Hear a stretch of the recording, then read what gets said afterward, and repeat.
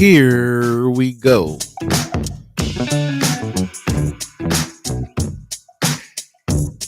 Good morning, good morning, good morning, good morning.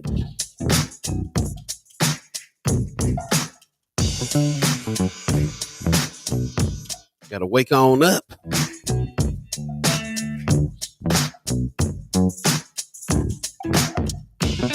Early mornings don't get no easier. In the morning. In the morning. Gotta come up with a harmony for that. Do a run. You know, black folk love runs. Yeah, man. Put a little church run on it, buddy. Mm-hmm. In the morning.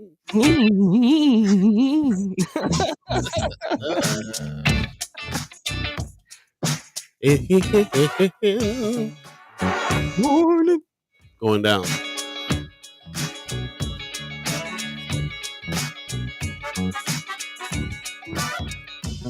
What's happening? What's happening? What's happening? First Sky Omaha Radio. First Sky Omaha in the morning. In the morning. Yeah. Women's Wednesday, November 2nd. Hey. Get ready to get delivered. Get ready to get delivered. Extra delivered today. Yeah, man. It's going down. Man. Women. Like a pair of bad church socks. What happens to a pair of bad church socks? They keep falling down. They go down. They go down. You know, you done see some loose church socks. I done had some loose church socks. All right. I still do. Good morning, everyone. A shout out to the 6:30 crew over there on First Sky Omaha in the morning, the Listen channel. Hey. Check that out. Let me know how the mix was. Put some new stuff in there. Some new old stuff. Man. Different styles. So let us know how it went down. Thanks for joining us again. First Sky Omaha Radio. First Sky Omaha in the morning. In the morning. Paul B. Buddi3 Da Gawd. Brooke Allen gives us a good morning. Pop says, "Wow, wonderful Women's Wednesdays. We ready. We ready. Okay, that's what's up. We're ready. We're ready. Lots of W's. Lots of alliteration going on there. 5 times fast. And then Wanda Lewis right after this. So, wow, wonderful Women's Wednesday. We're ready. Wanda Lewis says, "Good morning." I'm too tired it's too early in the morning. Mm-hmm. You know, more balance. Huh? I was gonna say, got you sounding like Elmer Fudge over there. Elmer Fudge. I like it. Brother Valentine says, "Morning, fam. What's happening? Hey. Josh Tate gives us a good morning and happy hump day. Hump day. What day it is? You guessed it. Speaking of which, guess who I talked to last night? Who's that? The incomparable Michelle Troxler. Hey. Who, just as I predicted, is ready to get back on the soapbox. Man. Love to have. Yeah, there's a lot to soapbox about, man. There's no shortage of information and topics. That's Willie Will grinding her gears. That's Willie Will. I got to tell you, just to let people know that we're gonna do something special next week. Election Day, we're gonna be on. So we got a special Tuesday edition happening. Going up on a Tuesday. And Michelle Troxler's gonna join us. Hey. Yeah. Making the election special that much more special. There you go. Brooke Allen says, "Did you already talk about the Atlanta Goofy doc?" No. Didn't. Bro. Wait, what? Bro, you bet. Look, I'm gonna need you to go ahead and keep up with the name of the show that is the name of the place that you're at, because that's all the relevance is happening on the show. Okay, I saw you sent me the episode. I've been meaning to watch it. I was going to watch it. Then my wife was like, "Hey, we got to stay in order." She's like a season behind, man. I'm like, You better catch on up. Catch up. Yeah, I got to check it out. Secretly watching him without his wife, so she don't know. Mark Manor says, "Good morning from the bike lane." What's going on, brother Mark? Hey, be safe out there, bro. Yeah, man. And keep it warm. How's the weather out there this morning? Yeah. That's what's up. Good morning, and once again, you're listening to First Sky Omaha Radio. It is Wednesday, November 2nd, 2022. We're a week away from the elections. Already. Yeah, you know what that means. It means rent was due yesterday. Ooh, my back. My back. My neck and my back. Yeah, man. So, Yeah. yeah, That's fun. That's fun. handle business, take care of bills. Blessed to have a place to stay. So, Yeah, you read my mind, man. Blessed to be able to pay the bills because my back yeah, and my leg will be hurting if I couldn't. man, ain't that the truth? Yeah. But even more so, it's a very special week because it's the last week before the election. So we are chock full of guests. Chock full. This is Double Women Wednesday today. Man. It's going down. Mark Manor says I just started Atlanta last week. It feels nice out this morning. 55 degrees. Okay. Okay. Like you're just starting from the beginning? Sounds like a California winter that you're enduring out there right now. Keep your face covered. But yeah, man, yeah. Let us know if you're starting from the first season of Atlanta because it makes a difference. It's tying together nicely. I got to tell you. But we have not talked about that episode yet, Brooke. But we need to because Goofy is black. Hmm. I have not watched it, but like Goofy, the Disney character. Yes. Do you remember the Goofy movie from the '90s? Mm-hmm. Your mind's about to be blown on this next episode. I mean, it's definitely. I actually read it's definitely one of the so-called blackest Disney cartoons. It is. I read an article. A girl wrote like a whole expose on what that movie actually meant to us as young black kids watching that movie growing up, and it's definitely like 80s, remember the 80s coming of age high school movies like Breakfast Club, things like that. It's just like one of those for us, but it's a cartoon version. Bro, I'm so glad that you got the background of reading that because your mind's gonna be blown at this next episode. Okay. I mean, come on, you got Tevin Campbell as the character, you know what I'm saying? Singing like the kids trying to impress the girl with the moves. Like, come on, man. Bro, I'm so Yeah. happy that Yeah. you got all this background on this. That's what's Oh up. yeah. Oh yeah. Mark Manor says, "Yep, first season. You all talk about it too much. Yeah, man. It's Oh it's yeah. like it's the best show ever, pretty much, as far as I'm concerned. And Uh, having lived in Atlanta, it's not too far off from reality. even though it's very far off from reality because it's actually Afro surrealism. It's an Man. Afro surrealist work. Yeah. So anyway, yeah, let's just jump off of that. Let's let people know who's coming on the show today. Of course, we'll be politicking with P, Hey. President McKesson. We're gonna be seeing what's good in the hood. Excuse me, with Kimara Snipes.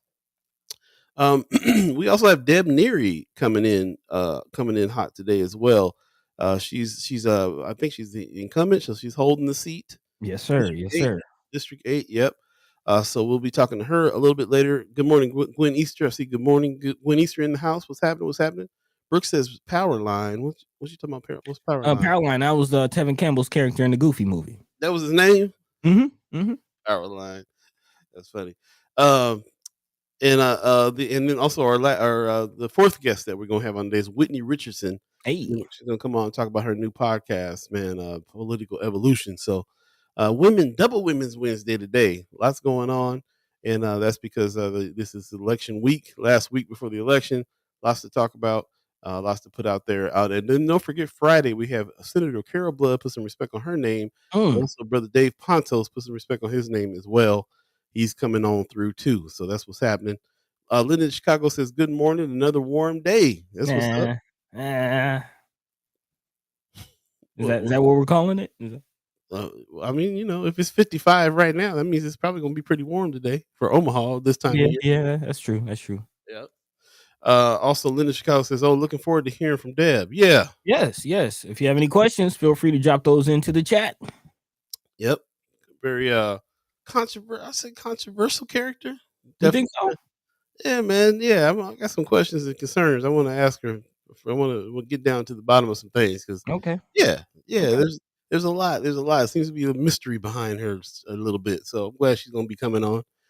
And then, like we said, next week we're going to do a special show on Tuesday, and Michelle Troxler will be joining us for that as well on next week Tuesday. So it'll be Monday, Tuesday, and Wednesday of next week that we'll be on. So it's almost a full week, but special Almost. vote day. We got to do it. Yeah, definitely looking forward to that, especially on Tuesday and on Wednesday, covering the results. So it's gonna be definitely an eventful week. So yeah, stay tuned with us. And also on top of the guests today, we do have a few topics to talk about today. So just about 10 minutes into the hour. Um, so yeah, definitely want to hear about your thoughts on this Halloween situation. Definitely going to talk about that happened in Yeah, Minnelusa, the shooting. We'll definitely have to get into that. Also, actually looking forward to getting into this with our guests as far as our continued conversation about voting. Again, we're talking about the voting. Shout out to everybody who's out there actually volunteering, putting in the work beyond just doing their civic duty of voting, but actually volunteering, knocking doors, canvassing, things like that. And apparently it's a little dangerous. There's some concern out there. We kind of talked about that on Monday, and now faith groups are being reported to be mobilized and go out. So we'll talk about that. Also continuing continuing looking at what's happening with the University of Florida and Ben Sass situation. Again, there is a political diamond or dominoes that's expected to fall regarding what happens with that situation. So we'll look into that. And we're trying to make this Omaha Atlanta connection. And I want to bring a conversation that I'm having down here in my Atlanta people to y'all, man. Of course, if you heard Migos, just one of the Migos was just shot and killed the other night in Houston. Rest in peace to Takeoff. And yeah, man, and it's funny because we had on the podcast that I'm doing down here, we had KRS-One. We also had New Face, who's a very, very popular hip hop figure, and the conversation of a new self-destruction track came up. And I kind of want to bring to the people about what do you think about, who would you like to hear on a 2022 version of Self-Destruction? Of course, if you remember the track Self-Destruction, a lot of cats from the East Coast put together a song. And then they had cats from the West Coast. Well, we're all in the same gang. I know you remember that, Paul. yeah. I remember both of them, man. I Yeah, mean, I man. know every word from both tracks. They were Man, legendary tracks when they came out. for sure, for sure. Every So yeah. Just with all the violence in the community, man, Self-Destruction. Would you like to see a new one? Who would you like to see on it? So yeah, we'll be talking about that, all that, and more throughout the next 2 hours. Of course, we're here before we get the show officially started. How you doing, Paul? I know you were under the weather a couple days ago. How's it going? it's going all right, man. I'm feeling much better. And since I'm feeling much better, I got all this energy, which means I'm not sleeping again. So up Yeah. all through the night, burning the candle on both sides. So it is what it is. But yeah, I appreciate you asking. Yeah, I'm feeling better. Just got to catch up on some rest. But yeah, man, that's about it. Not too bad. How about yourself? How you That's feeling? good. I mean, same here, man. Same here. Working, just working, moving and grooving, trying to make it happen. Trying not to, slow down as things cool off and kind of people start to break for the holidays and things like that. Trying to keep the momentum going. Because next year we got a lot of things coming, a lot of things in the works, a couple pots on the stove, if you will. So definitely trying to keep that going. Also, I will put it out there. I am thinking about maybe coming home for New Year's. Okay. Is that something will we like to do a kickback? We definitely gonna do a kickback if you come through. I forgot to look at when the end of the season is, but we'll probably be on a break around the first of the year anyway. So Yeah. yeah, so we'll have to, yeah, man, yeah, we're definitely gonna do that. We'll have to get with Mayor Sanchez again and get down on some tacos and Hey, have a little kickback. man. As a matter of fact, he's saying he wants to hear some iced tea. Yeah, I hear you, man. I hear you. Okay. I see on self-destruction. On All in the Same Gang, I think he was on. Was he? Not sure. I can't remember now. Who was? I remember the words, but I can't remember who was on it. Also, Linda in Chicago says she's been the subject of a lot of attacks by her opponent, all out of Crazy Town.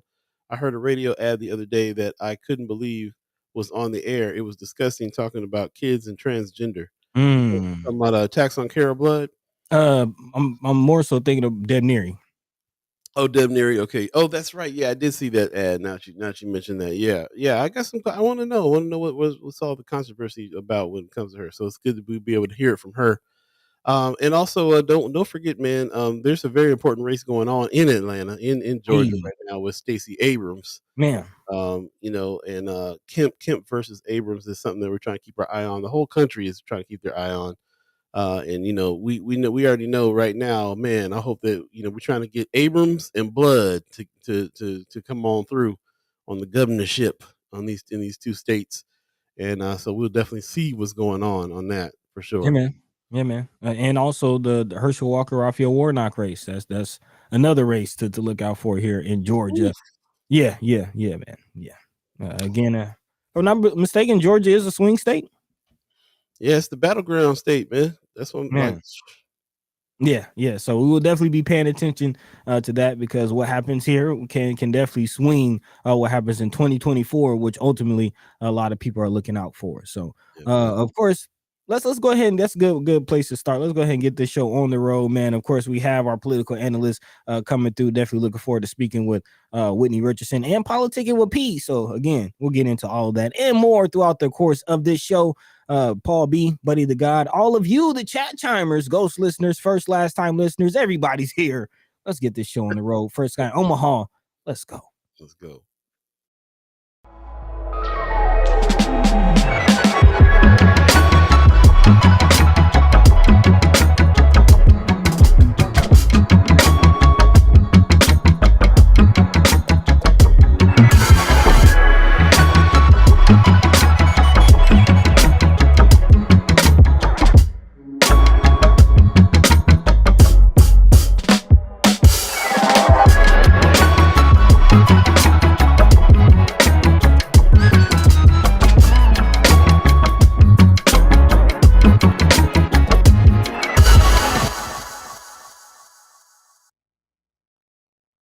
What up? What up? What up? Good morning. Good morning. Good morning. You're listening to First Sky Omaha Radio. First Sky Omaha in the morning. In the morning. Paul B, Buddi3 Da Gawd, all of you, the chat chimers, all of you, the ghost listeners, thanks for joining us today on this hump day. It is November the 2nd already. Man. So go on, pay that rent, and don't forget we're a week away from the elections. That's what this week is really kind of all about. If you're on YouTube, thank you very much for everybody that's joining us on YouTube. I see Linda in Chicago over there. I see Rome's Reviews, Mayor Sanchez. Kimara Snipes just gave us a good morning on YouTube as well. Can't wait to speak to you a little bit later on in the show. So really appreciate you coming on early and checking us out. And if you're on Facebook, do us a favor and share the show on your page so we can get as many people in the conversation as we can. Really appreciate everybody that's doing that.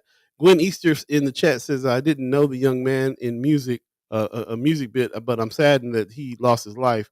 I hear he was quite a good person, never caused problems. Yeah, he was like the chill dude in Migos. It's very unfortunate what happened. And it kind of hit everybody kind of hard, man. Like you can't. It's almost like you can't even be a rapper and stay alive these days. Oh man, under it is a certain age. But rest in peace, Takeoff. man. 1994, bro. That's Yeah. When I saw how he's younger than me, that kind of hit me like, yo, young cat. Man. Yeah. Young cat. Yeah, man. Rest in peace to Takeoff, man. A lot of people, down here that were close to them, hurt. So I like that conversation that you guys were having over there on We Outside, talking about the new self-destruction that can happen. Sir. Mark Manor says Digital Underground was was all in the same gang. Yeah, man. It was funny because it was before anybody knew that Humpty and Shock G were the same person. So they were kind of walking down the street like almost like side by side. I think they were cutting back and forth to make it to keep up the lie. Yeah, man, that all in the same gang, and Self Destruction was cold. Both of them songs, man, are legendary songs. I played both of them on First Sky Omaha, the radio channel, on the hip hop side. So yeah, they were legendary songs. I really believe that that All in the Same Gang helped the Bloods and the Crips get together back in the day. Like it was that powerful of a track, like that, and the Leaders. And a couple other things that was that era. That was the era of you see Bloods and Crips walking down the street with their rags tied to each other, like in solidarity for the first time. And so yeah, it was. You never know what music, the power of music and stuff like that can do for a movement, for a people.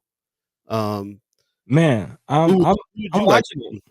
Well, I like what the the fellas were saying as far as it has to be some newer artists that will actually get the streets and get the people to listen. Like, we could think of the J. Coles and the Kendricks and cats that are new, but you kind of expect that from them. But if They you already get like a Gucci Man, a Lil Durk, you know what I mean? yeah, 42 Doug, like some of these newer, younger artists that's coming from the streets to make that type of track, I think it will have a greater impact.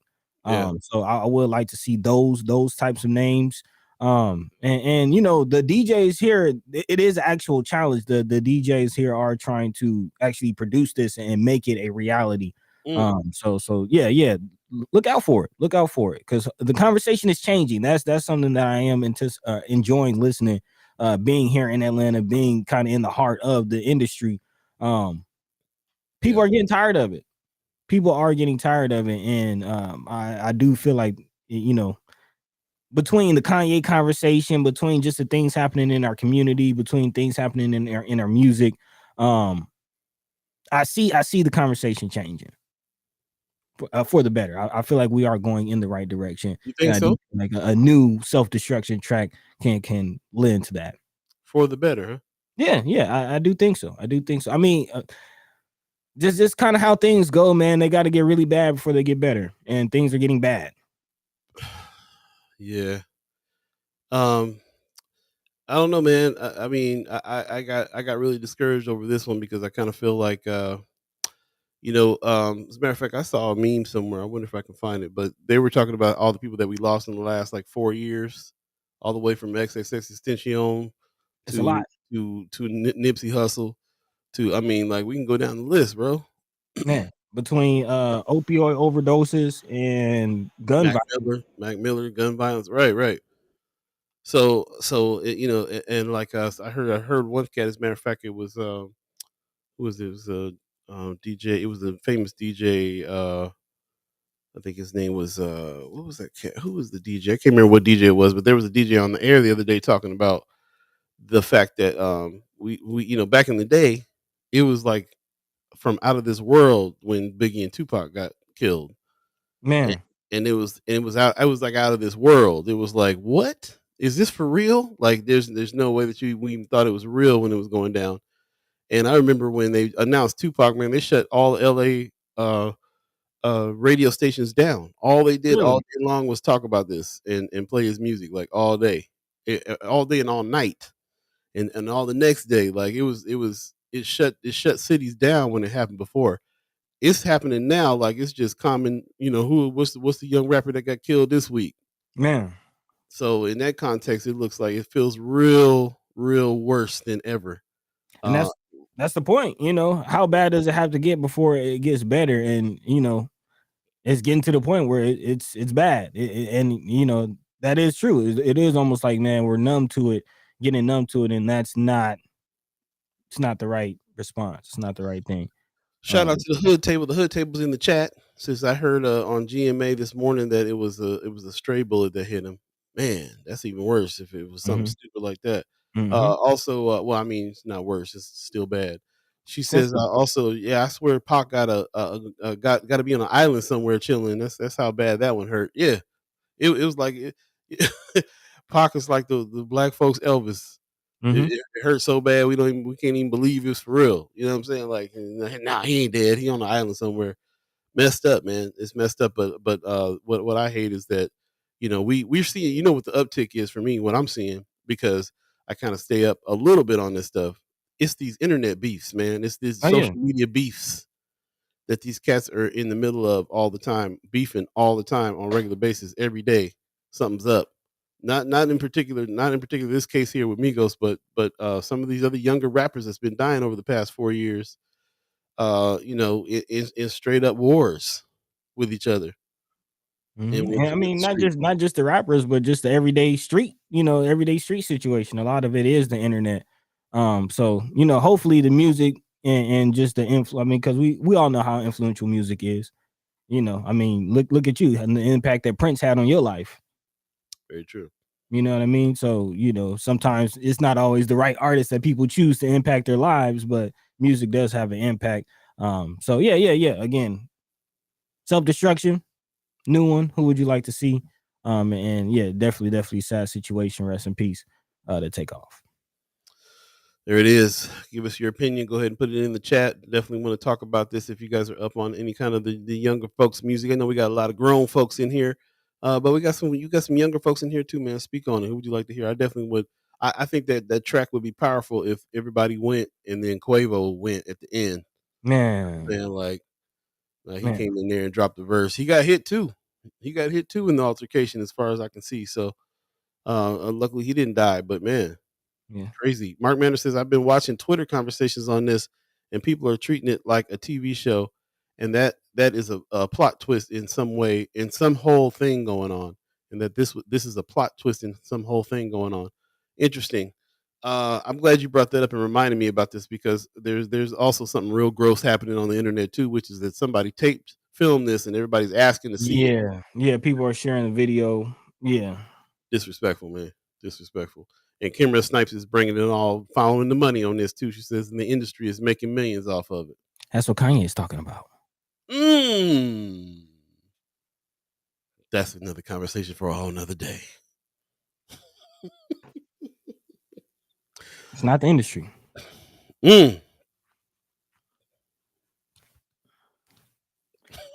Yeah, I'm gonna just drop the mic on that one. I'm gonna just drop the mic on that one. I'll let you drop it. I'll let you go and get the pause on that one. Yeah, man, that's deep. That's deep. We'll talk about it. 720. Go ahead. That's all I'm saying. Okay, all right. 7:26. If you believe in the concept of time, we've already well into the show. And don't forget, stay tuned, because we got very special guests coming in. This double Women's Wednesday happening today. Politicin with P. Precious McKesson. Will be What's Good in the Hood with Kimara Snipes is happening. Deb Neary in District 8 is going to be on, and also Whittney Richardson, who is got a new podcast out called Political Evolution. And we definitely want to talk to her about that, and about the politics, about what's going on this week, which is vote week. The Hood Table says definitely for self-destruction. Same OGs and some younger ones. I can see Drake and Cube, Cardi B and Megan Thee Stallion in there for show. Okay. I would love to see Lil Baby. Oh man. Yeah. Most def. Yeah. That's a good one. Yeah, put your thoughts in there on that. And he'll take that back to the DJs, and hopefully we can. Yeah. Like this is a real conversation. Like this, your input will definitely really be a part of the conversation. As far as who can possibly be on this track. I was thinking about the parallels that happens, man. Our young folks that are getting in these gun altercations and stuff here in Omaha, especially too. Like, they live in that same life. It's their life is just not on blast like Migos. You know what I'm saying? Like they're living that. It's the same. It's the same life. It's the same life in a lot of ways. I mean, quite honestly, their life is kind of on blast, like the Migos in their circle, because social media, like you can't hide anything in life. It's all going to find its way on social media some way, shape, or form. So it is kind of all on Front Street, so yeah. All right, we'll move on from that, and like I said, just drop some suggestions in the chat. If and of course, anything else that you guys have on your hearts and minds you want to talk about, definitely throw it in the chat. Throw it on Friends of First Sky Omaha. Shout out to Marianne Williams, that drops a lot these days. Shout out to Vaughn Chapman, that drops a lot in Friends of First Sky Omaha. So definitely check out that. When we're not on the air, you can see the discussion continuing on Friends of First Sky, the group page on Facebook. Definitely check that out. In the meantime, between time, let's run down a couple things before our guests come on. Yeah. Wanted to kick off with some Omaha police conversations, and I'm sure this will continue throughout the show. But we've been looking at this new tank, and apparently the Omaha police is making it very clear that it is not a tank, which is obvious, but it's funner to call it a tank, to be honest. But again, the $300,000 Lincoln Bearcat G3 unanimously was approved by the city council on Tuesday, and will replace an armored vehicle that is currently being used by the department's SWAT team, and actually has been used since 2006. Before the council's approval, Deputy Chief Scott Gray and Lieutenant Jake Retanya, advocated for the purchase and addressed significant public pushback shared on social media last week, including a number of tweets. Actually, one from Senator Megan Hunt, which questioned the cost and the need for the vehicle. In the tweet, Senator Hunt put some respect on her name, says, "No police department in Nebraska needs an armored vehicle. This is a waste of taxpayer money and an effort an affront to public trust. Mm. And one opponent also spoke during the council meeting, raising concerns over the public perception of the armored vehicle as militarization of the police. Omaha police have responded, saying that they used the vehicle 137 times in the past year, often for high risk warrants, barricades, hostage rescue, and event security. So they are saying that the current vehicle is 17 years old and encounters some serious maintenance issues, which is why they need a new one. And in regards to the need, again, they did point to a hostage situation that was in Southwest Omaha hotel last week. Apparently, the truck was out for maintenance at the time, and Omaha police had to borrow a similar vehicle from the FBI. So yeah, they will be getting their new armored vehicle. Apparently, they feel like that is a need. I don't know what kind of calls they answer on a daily basis. I don't know. I will say it does make me feel better that they're replacing something that they already have rather than expanding their cache of weaponry. Yeah, but Thoughts? well, kind of at a loss for words here. Mark Manor says, were they trying to say that this was for kids to play on at pop with a cop events, or did I just read some parody? I didn't hear that. That's not in this article, but I can see it. Carolyn Jackson says, anyone seen the old one used ever? No. Yeah, I did. I saw it being driven around during Freedom Summer when they were protesting on the streets, and everybody got hit with a bunch of pepper spray. It was when the National Guard was standing down there, so they just pulled out all the toys, the whole show of force. Actually, I will say I have seen a group of officers jump out on a group of kids downtown trying to clear them out of the old market. In So, an armored vehicle? yeah, so I would call them the jump out boys. They were jumping out of armored vehicles. Yeah. I still don't get why. I still don't get what they're for. Does it chase people down? You trying to run into somebody's house with it? Like what? I don't know. All I know is I'm hanging downtown, see an armored truck pull up, jump out, a bunch of people jump out and pushing people off the corner. So it's ridiculous, man. So ridiculous. Kimara Snipes says Scott Gray, the same one I saw on the stand faking during the trial. I was so disappointed. He used to be one of those ones I liked. Mark Manor says I saw it used on a bust at a house by Jerry's Bar years ago. Interesting. I still don't know what they do. They still pull up to the house and jump out and go into the house. I don't, you know what I'm saying? Like, are they using it to run in? Are they using it to ram the house? Like, are they using it to move cars? Are they moving cars out of the way or ramming the house? Like, what are they doing with the actual? No, I definitely get your point. You kind of. That's hilarious. That is a hilarious point. Like, what is the point of an armored vehicle if you're going to hop out of it? Does it hold more cops than a regular vehicle? I mean, what's the purpose? They can ride up in a school bus if all they're gonna do is jump out on the house and get more cops in it. I don't understand the armored vehicle part. Is there a gun on top of it? Is somebody standing there with a grappling gun pointed at the suspect? Like what is the vehicle for? That's what I'm saying. Carolyn Jack, they could have bought a bus and put more cops in it if it's about holding enough cops for a jump out. I don't get it. Where my mind is going is to a point that you made, I think Monday, in regards to your change in view or perspective on it, as far as there is possibly, most likely actual need for more officers. How much could that 300,000? How many officers could that 300,000 hire? Could True. that be better used for more officers? Yeah, I mean, if they're gonna get more officers and spend some money, they need to do like put people on the street, like Greg Gonzalez was talking about, beats people from the neighborhood in the neighborhood, and I'd rather see that money go to that than you won't need no big jump out vehicles. But anyway, Brooke said, they wanted a new toy. I genuinely am curious. And I was not trying to make a joke. What is the vehicle for? What can you do with an armored vehicle? What have you done with it? What is it? Why is it necessary? I don't, shout out to Megan Hunt for calling them out on tax money and so on and so forth. But like, I still don't, tax money or no tax money. If you have money to spend, then fine, spend the money. But like, what is it? I still don't understand what it's for. All I've seen it for was a show of force. Was it present in some marches to intimidate people?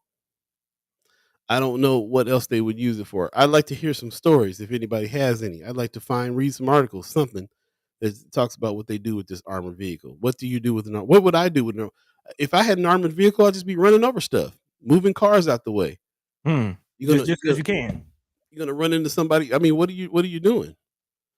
You using it in a high speed chase? Is it bulletproof? What do you use an armored vehicle for?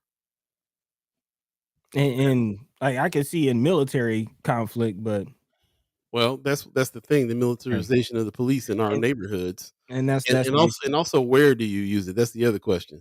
Because we can be chilling out in Elkhorn and never see it, I'm quite sure. It's a Moving good on. point. Good point. Yeah, Moving yeah. on We'll definitely love before to they see it, but of course, sorry to before get they that kind of information. before they run into my building right now, hearing us talk. I'll show you what we use it for, son. Yeah, yeah, that part. But speaking of, kind of the militarization and the aggression of the police, I do want to kind of keep that thought as we talk about this next article, and love to hear if anyone was out there talking about the event that happened at the Halloween trick or treater event in Minnelusa, Mm. around Minnelusa Boulevard and Newport Avenue. If you have not heard, Omaha police did confirm that an officer shot a driver who nearly hit a huge crowd of Halloween trick-or-treaters near the Minnelusa area. According to reports, the driver went around a barricade and drove in the street where, again, trick-or-treaters were all over the street, going back and forth trick-or-treating. A lot of families, a lot of children were out there, and apparently the gentleman was driving through the traffic, stopping, hitting on the gas, almost hitting a few people, going around medians and driving in circles. And eventually, police opened fire and shot the gentleman several times. He is alive. He is currently in the hospital with serious injuries, and no one else was injured as of right now. But it is definitely a hard video to watch, and a sad situation to hear about. So yeah, thoughts on this. Again, it is another. Also, the Omaha Police Department did handle it. The gentleman is on paid leave right now, or I like to call vacation. Mm. I think it's interesting Schmatter getting up, having something to say about it as well. The hood table in the chat is the hood table. Did you talk to anybody about this? Did you? I'm sure you're always up on these things. The hood table says that was so sad. What happened to those trick or treaters? Children were traumatized. I'm sure. Yeah, mostly. I mean, it sounds like the guy went around the barrier and sped through. Some people said some people might have got hit. I hadn't heard no official reports about that. But I'm sure they try to speed off out of fear from the police, and the traumatization comes in when the police shot this dude in front of everybody. I'm Hmm. sure that's where most of the trauma comes in, more than him speeding through the area. I did see a post. Senator Justin Wayne put some respect on his name. He talked about it a little bit and said, it's unfortunate that one knuckle. He didn't. This is not his words, but he was like, one knucklehead came in here and ruined a nice night for everybody, and pretty messed up. So sounded like it was necessary, but did the dude need to get shot all in the face and the chest though? Like, That's where my mind is going. Like, again, I do understand this dude is in this area, being reckless, but you got, I don't know. Like, I just feel like could they have thrown a spike strip? Could mm, something have been done differently to disable the vehicle rather than just shooting the dude and opening fire in a group of kids? That's kind of my concern. And I understand, like, officers, they have to save lives, they have a job to do, they can't second guess themselves, they have to think quickly, and I understand all that. But still, opening fire in a group of kids through a car, which bullets could have easily gone through that glass and hit a kid. true. Although I mean we weren't there, so we don't know what the situation was. He might have sped off and was speeding towards some kids, and they needed him to stop right now. I mean, we really don't know what happened, but whatever happened, the reason why it's heavy on everybody's mind right now is because there's been a couple of officer involved shootings that's happened this past week. And One of them ended up a guy passing away from it.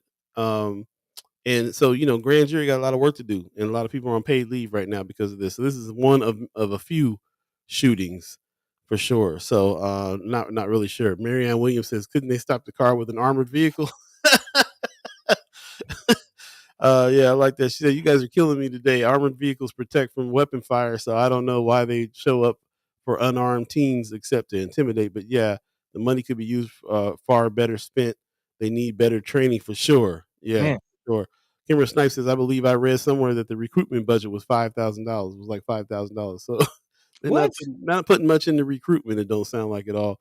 Hood Table says, "I heard that he clipped a kid with his car." Okay, well, so I think I understand the shooting this time around. Well, I mean, I, like I said, we weren't there. We don't know. Uh, I trust Brother Justin Wayne, put some respect on his name. Who that was where he was leaning. Like one knucklehead came in here and ruined it for everybody and scared a bunch of kids and stuff. And if he clipped a kid, I'm surprised he didn't get shot by somebody else before the cops got there. Yeah, and that was also in the report. There were parents, people yelling, even chasing the car down, telling them to stop, and that he couldn't drive in this area as it was obviously barricaded off. It is reported that he did almost hit some children. It was not reported whether or not he actually made contact or if any children were injured. And again, I understand the cop did what maybe he felt like he had to do. But yeah, it's just a question of mine. Like, could there be something else done? Well, Marianne Williams has the best idea. That's what you use an armored vehicle for.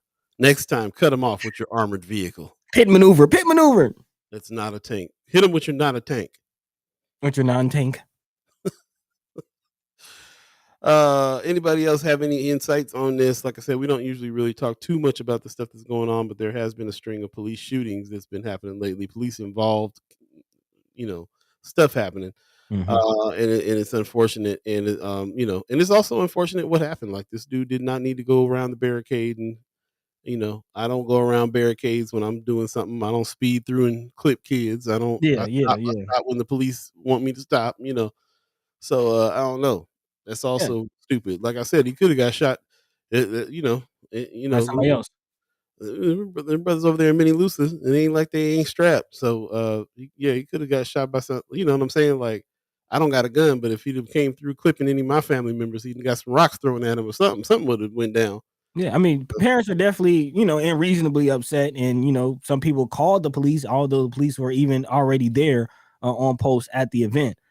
So yeah, again, I'm not calling for anybody to be fired. I'm not saying the dude was justified for driving through the street. Just questioning, shooting in a group of kids. But Yeah. unfortunate situation all the way around. And would definitely, as to your point, Paul, we weren't there. So I would definitely love to hear any chat chimers who were. Yeah, I was getting ready to jump in on that. Stacey Jean said the driver was stopping and starting, was told to stop 5 times. Then he revved up his engine and sped up. I really don't feel anything about this clown being shot. Okay, Raymond Williams says, "Good morning. Hindsight is 2020 for sure." Pop says, "Right, a shooting him in the chest and face was the only place they could shoot him if he was sitting in the car." Yeah, yeah, but like I said, I think the reason why, first of all, we're bringing it up because this is right here in our neighborhoods, Mhm. something major like this happened, and it's a series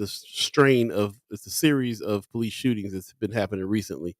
So that's concerning. So when you put it in the context of that, somebody else just got shot in the chest and killed by the police. Sitting in the car as well. So that person was threatening the police. They're trying to act like it was a suicide by cop situation that just happened. So I don't know. There's a lot of this in the news right now, and it's just part of the grand story of guns and police culture and what happens to the police when they kill somebody or when they almost Mhm. kill somebody. Also, it's a testament on why police are needed. I mean, this particular situation. We always talk about how police show up after the crime has been committed. This is one time they were there on scene and stopped something from going down. So I guess that's newsworthy. Mhm. And it's also newsworthy that Todd Schmatter, who we haven't heard from in a while, chimed up and said that that the cops saved lives by shooting this guy.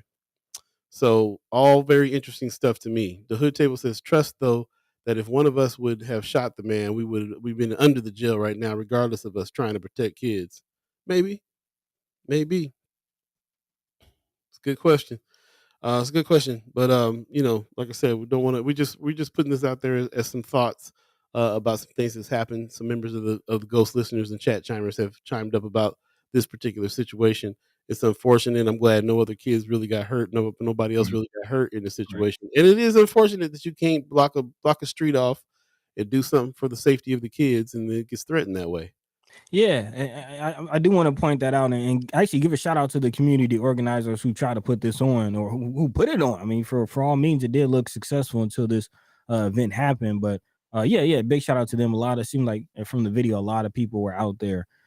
So yeah, sad situation that had to end like this. But Yep.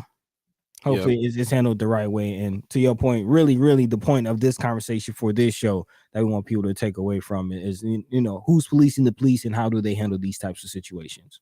There you go.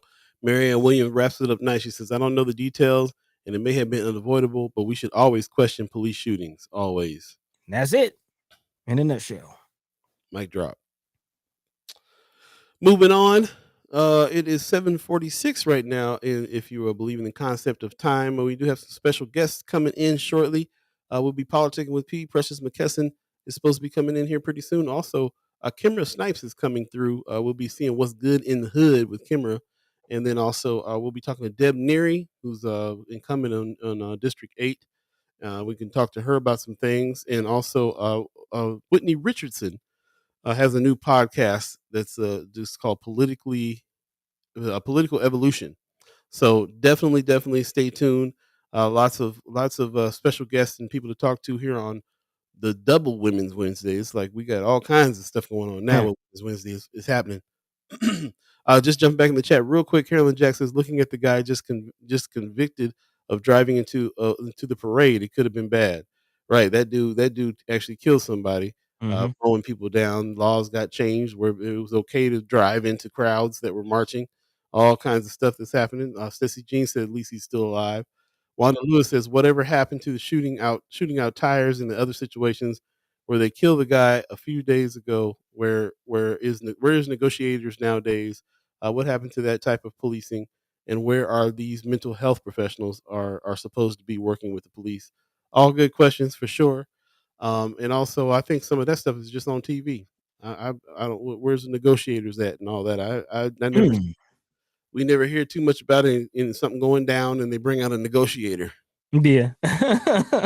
Only Was that see it Samuel on. Jackson? Right.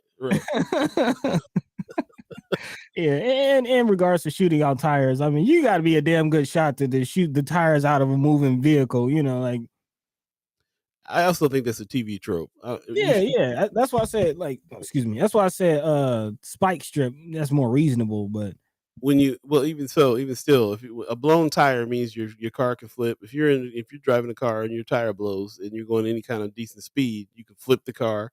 There's all kinds of wild stuff that can happen with that. I don't think that's ever. I very seriously doubt. We can ask our Greg Gonzalez, but I don't think they're getting taught shoot out tires in the police academy. But I'm not sure. yeah, I don't no, know. I don't know. Yep. Juana Lou says, do you have to be a better shot to shoot the person? Yeah, good question, man. I'm not sure. Not sure about it at all. I don't have those answers. Black Dynamite says, good morning, y'all. We'll take a quick break. We got our special guest coming on in here in a minute. So definitely stay tuned. You're listening to First Sky Omaha in the morning. In the morning. Paul B, Buddi3 Da Gawd, all of you chat chimers, ghost listeners, share the show if you're on Facebook. Do us a favor, share the show. As many people on as we can, and stay tuned for our very special guest coming up right after the break. Stay tuned.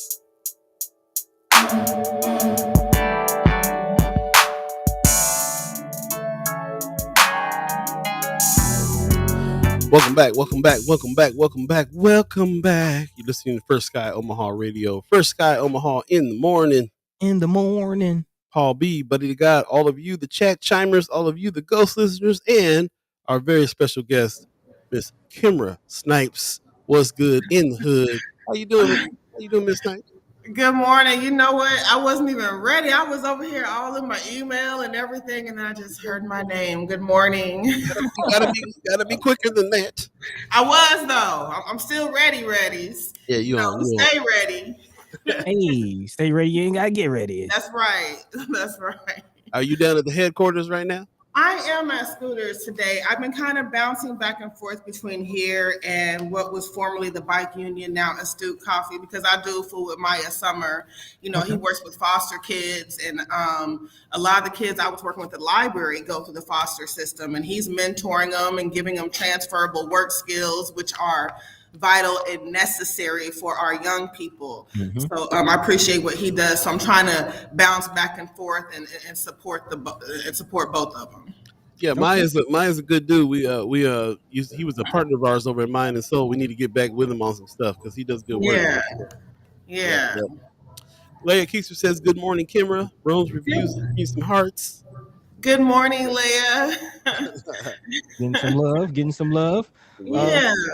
Let's start there. How you doing with the self-love? How you holding up? How's things going, especially as we get closer to election day? You know, I had a week off, and it's amazing to me. I tell people all the time, it's amazing how I feel after taking some time to just unwind. You know what I'm saying? It's a little difficult setting boundaries all the way, but I still managed to set some and not do some things and just kind of wake up and just lay around and, you know, clean up my house and things like that. So I was able to do that. But I am glad that you brought up self-care, because something that we're going to be doing here in the community is kind of tied around self-care a little bit, and I'm excited to kind of talk about that. So okay, well, hey, let's not wait. What's good in the hood? Yeah, what's good in the hood? Let us know. So first of all, I have to talk about just the amazingness of how things can happen. I've been talking about this relationship with Black Voters Matter in Georgia, and they've been on the road. They have a tour bus that they have, and they go on the road, and they're a small staff organization. So I applied for this grant from them through Nebraska Civic Engagement Table, where I work. And they started sending me the swag I ordered from, but I ain't heard from them about this grant. And so the thing about us as people, especially it seems to me like people from marginalized communities and I say single mothers who just kind of have to get it how we live sometimes, we're used to having to shuffle and regroup. And I tell you, we'll be talking about this party after the polls, and it's coming together just so amazing. So between the work of us together, we've gotten a grant to go ahead and fund this event. So on Tuesday, November 8th, we are encouraging people in North Omaha specifically, and I hate to exclude anybody, but Black Voters Matter, all these different organizations are really, really stomping the ground in North Omaha. And we are trying to encourage people to get out and vote. But one thing that I train my organizers on, and I tell them all the time, is that it's unfair to go into communities and just be like, we need you to vote. We need you to vote. We need you to vote, right? Because these communities have been traumatized, not just by poverty and lack of access to resources and things like that, but they've also been traumatized by politicians coming in, lying to them, coming in, talking about what they're going to do. I'm going to do this, I'm going to do that, and come in and don't do anything. And it's not even always their fault that they don't get anything done, because, you know, we always have to when I say we, I mean policymakers, decision makers. You don't do it by yourself. You're working amongst a group of people, right?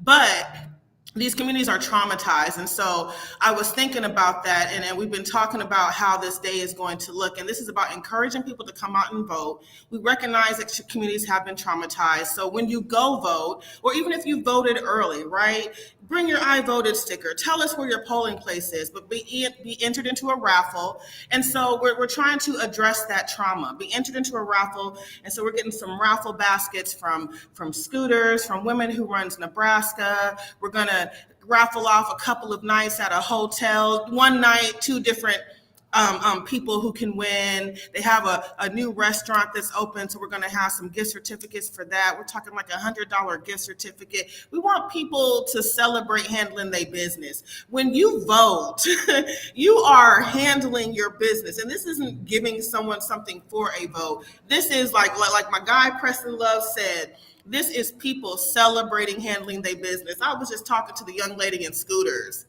and she said to me, she said, "Oh, you make me want to go vote." And that's exactly what I want to hear. Mm-hmm. You see what I'm saying? That's exactly what I want to hear.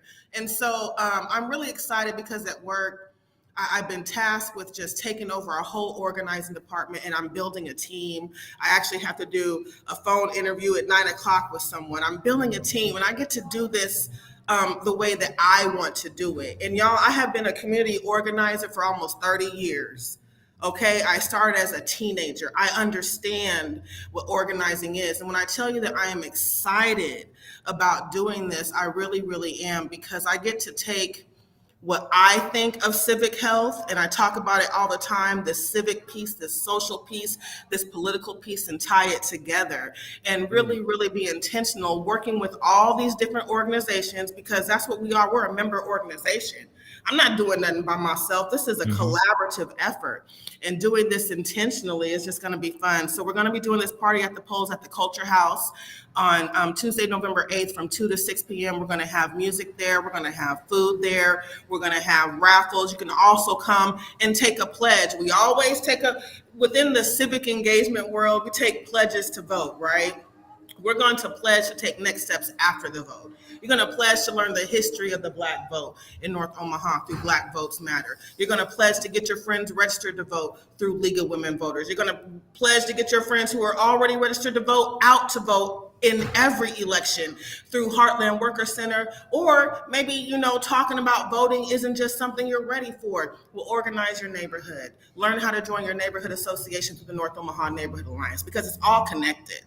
It's all connected. And so this is trying to find a way to connect it so people can understand it and see it for what it is for them, because politics is for everybody. Maybe not running for office, that ain't for everybody, but politics is for everybody, because there are people every single day sitting at tables making decisions that affect all of us, regardless of our socioeconomic status, and we deserve the right to be involved in those processes, but we have to get people encouraged to be involved. We can't just go into these communities and say, go vote, go vote, go vote, because it won't work like that. It just don't work. That.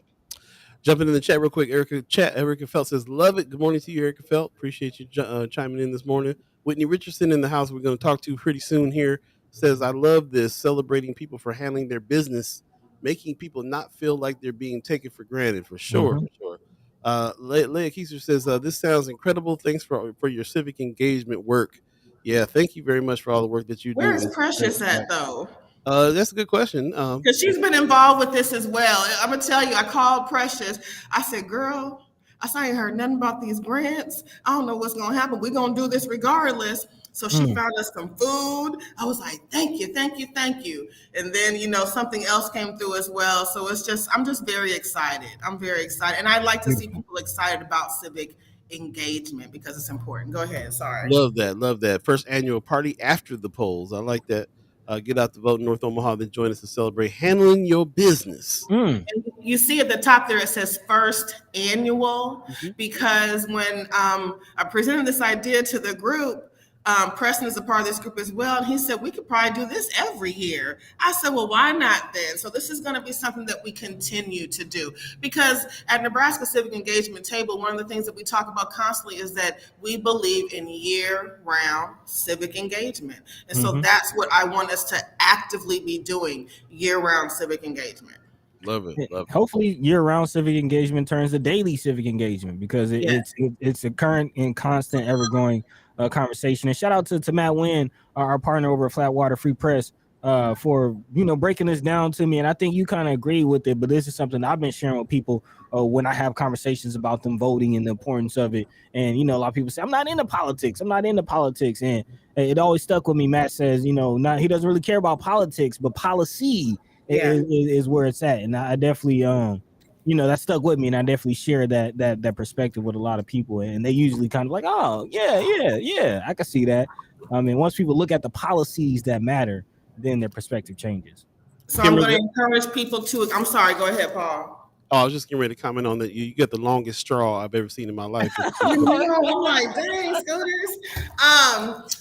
So I'm going to encourage people when you say that, Buddy, you're absolutely right. And people don't always see how it's connected to them. And it is through the policy-making decisions that happen. And so, again, there's an organization in Washington, D.C. called Right Question, rightquestion.org, and they created that Why Vote tool. And what's amazing is when you look at it, in my opinion, the visual helps you create the conversation. All these different items that are on there are all services that I believe at least definitely everyone on this show is in receipt of, right? And because it's on there, somebody's making a decision about that. And it helps you explain to people that you have the right to have a say-so in who that person is. Which one of these are most important to you? Yeah. Which one of these are valid to you? Which one of these affect your life every day? And there's something on there, at least 3 that do. So you have to break things down for people. But why wouldn't you? Again, when we talk about these newspapers that are written at a 7th grade level, why wouldn't we have to break down politics to people? But these politicians, no shade, but I don't feel like they do their job of making this information accessible. And I think it's unfair to put the burden on the people to be the ones who should just automatically understand what this looks like. Hell, most of these elected officials don't understand what it looks like until they get in the seat. Right. So, yeah, I'll be here all day. Well, we appreciate that. That's you're absolutely right. Like that I was talking to a friend of mine who was not ready, didn't really know, felt like they didn't know, even though they've been very civically engaged, still was a little intimidated by what they needed to know.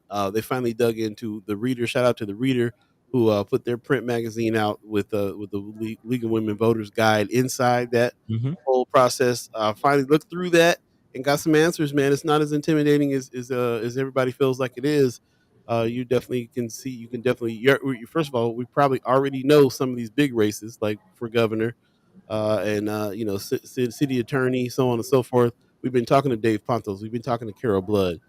We've been talking to people that are affecting our neighborhoods, even on this show. So definitely go back and take a look at that guide.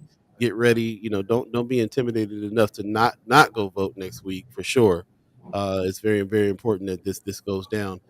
Margie Sturgeon in the house. What's going on? Hey, True Squad. She says, I'm on the CTAC board and routinely out of my element. Interesting. Okay. Raina Williams says, speaking of voting, if you have relatives in jail that are non-felons, act as their agent and pick up their ballot and take it to jail so they can vote. Didn't know you can do that. That's huge. Nice. That's huge. I don't think I knew that. Right. Do you have to have power of attorney, or what? How do you go about doing that? That's very interesting. You said act as their agent. I'm gonna have to look into that at work. Yeah, something to research. Ghost Listeners 402 says, lost it real quick. He said, mobilizing people that get to city meetings. And that reminds me of we do have the documenters program in town now, and we're definitely working with them as well. But they'll be sitting at those meetings and mobilizing them to go sit at the meetings and actually getting paid for that. So if you're interested in doing any of that kind of work, definitely hit up the documenters program that's here in town. We can give you some information on that offline as well. Sean McCarthy in the chat says, I live in Dundee, and someone rang my doorbell yesterday and dropped off a physical League of Women's Voters Guide. Okay. So those guides are out too. And again, if you pick up the Reader, it has the whole guide inside of it, which is pretty nice. Convenient. Also available in Spanish and also available at all the Omaha public libraries as well. There you go. Brandon Williams says, when I requested to have him vote, the jail told me no. I requested to speak with the administrator, and she said yes. They stated they have never had anyone request that before. Interesting. I'm looking at Interesting. what Rome said about there has to be a time of year where Omaha teens turn 18. I'm thinking as you say that, almost I agree. Make it an event. You know what I'm saying? When someone turns 18, make being able to vote an event, like a rite of passage or something like that. I agree. But I think it should start before then. You know, I Exactly. remember my son when he was in fourth grade, there was a program called Junior Achievement that they offered to parents to do, and I signed up to do it. And you basically go in and you talk to the kids about civic engagement. They gave you a curriculum and everything like that, and you went in there and you talked to them about it. Right. And so yeah, we have to start even earlier. I said, why not set up a little fake sort of voting thing for like kindergartners to do, to vote on something. You know, like Oh, yeah. voting is not new to me. I've watched my family do it since 1981. I was born in 75, so I was 6 years old when I started watching these folks vote. And I mean, not just vote, I'm watching them walk around and politic and get people to vote for them. You know what I'm saying? So it was just very interesting to see, but also it became very cultural to me. It became a part of something that was just natural to me, and I just couldn't see me not doing. You know what I'm saying? We have to do I hear that you. for young people. Yep. You actually We just absolutely reminded do. me. What? Uh, Yeah, but Go yeah, ahead. just want to let you know that we definitely want to get to the what's good in the hood part before we let you go. This is a little abbreviated today because we got so many guests coming on through. I did talk to Precious; she will be on in a minute or two. So Okay. I'd like to have you both on for a minute, but don't let me forget to get to the what's good part. We Go did ahead. what's good in the hood. We talking about party after the polls. That's what's Okay. good in the hood. We That's need what's good. everybody to come out. What's good in the hood is we need everybody to come out. Okay. I cannot stress enough. You know, we talked about democracy being on the line and all that. That's true, but you can tell someone democracy is on the line, that might not mean anything to them, Right. right? So we have several races that are coming up that affect us personally every single day. A lot of y'all are going to jobs. You might work for the state that's still ran by the governor. You know what I'm saying? Some of your kids and relatives are going to Metropolitan Community College. Those elections are up. You know what I'm saying? You might have a family member sitting in the youth jail. That's pretty much under the sheriff. We have several races coming up. Know who you're voting for. Go get that League of Women Voters voting guide. And I know I didn't fill it out, and y'all forgive me, and that is my bad completely, and I take full accountability for that. I've been running ragged. That's where all these gray hairs coming from. But go get it. Call me. I will give you my professional opinion. But just whatever you do, I need y'all to get out and vote, and not just get out and vote, but tell your people, tell your people, tell your people, tell your people. And then once you do go vote, come on down to the Culture House between 2 and 6, and we're going to be doing raffles the whole time, and get educated. And then make a pledge for what you're going to do after November 8th, because it doesn't just stop then. This continues. This is an ongoing thing, like Buddy said, year-round, daily, 24/7, 365. That is what voting behavior, or even non-voting behavior, should be. So come on That's and what's join up. us that day. Appreciate you coming on. We definitely want to get charged by your passion for us making sure that we go vote and making sure that we talk to people about it. I like what Buddy's talking about. It's not really about the politics; it's about policy. It is. These are things that affect you every day. Even if you're not a political person, you got to talk. You got to make sure that you understand that there's things that are going on and decisions being made that affect you all the time, that you should be able to have some say and stuff over on an everyday level. So I want to leave it there at that. We really appreciate you coming on through. And as a matter of fact, I'll go ahead and hang here for a minute. And I think Precious is going to come in here in a second too, and give you guys a little time to talk, a little minute or two to talk together. Real quick, I'm going to jump in the chat. Tiffany Carter says Yeah. we got to do that in Lincoln Public Schools. I remember they made a mock voting during presidential elections, and also when Southwest and North Star were being built, colors and mascots. It was memorable. That's what's up. See? Terry Cropper says, "Good morning, Chris Sky. League of Women Voters previously worked with the DCC on efforts for jail-based voting for non-felons." Going back up real quick, what Raina Williams says, "I did it yesterday, talking about going and being an advocate for somebody in jail there. No power of Addie needed."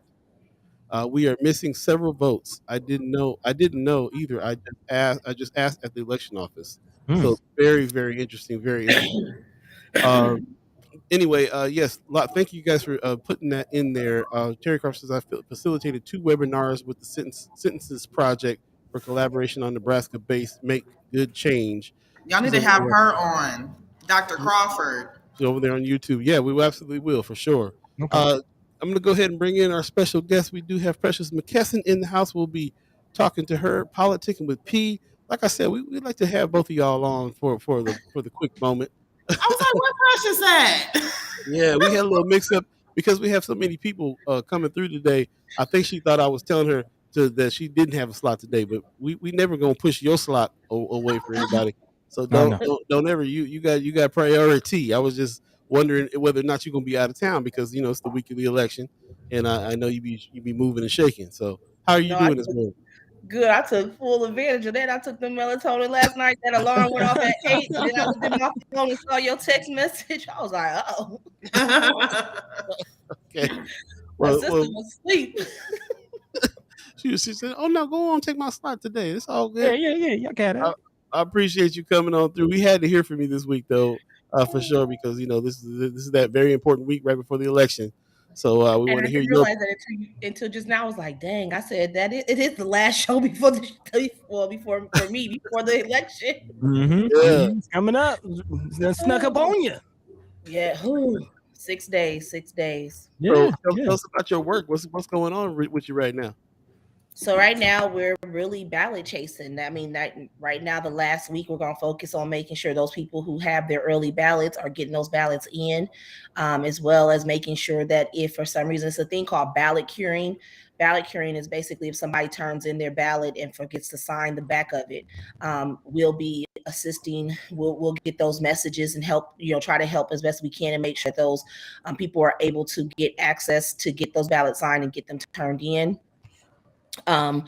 We just got so much going on, and I just want to let y'all know, like this Saturday from 9 to 1, you can vote in person at the Election Commission office off of 120th and Center. So make sure you access that, because if with everything going on, I mean, you still have that access to be able to vote early. So you can vote early. You can vote early today, all the rest of this week. Then you have an opportunity on Saturday from 9 to 1, and then you have an opportunity on Monday.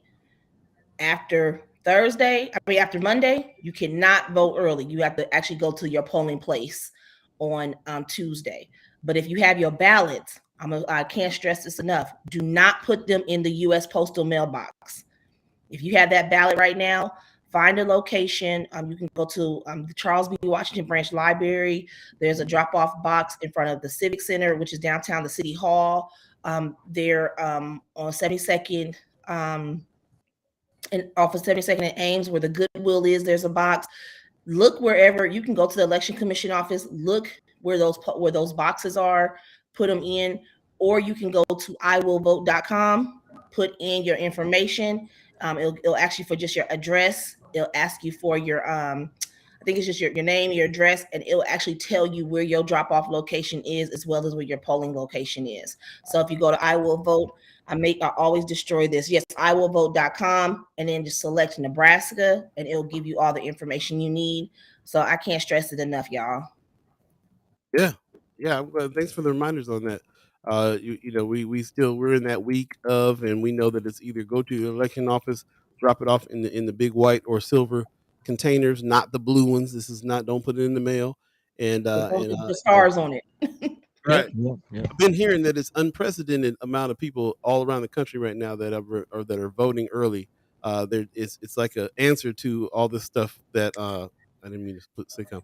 Answer to all this voter suppression stuff that's going on is that it's waking people up and they're getting it done quick. Are you hearing that too? Yeah, I've been hearing that a lot. I mean, I know Kimara, I don't know what you heard also, but it is serious, because this is the thing. People are so scared that their vote's not going to count that they're actually going before, because again, you're trying to put voter suppression.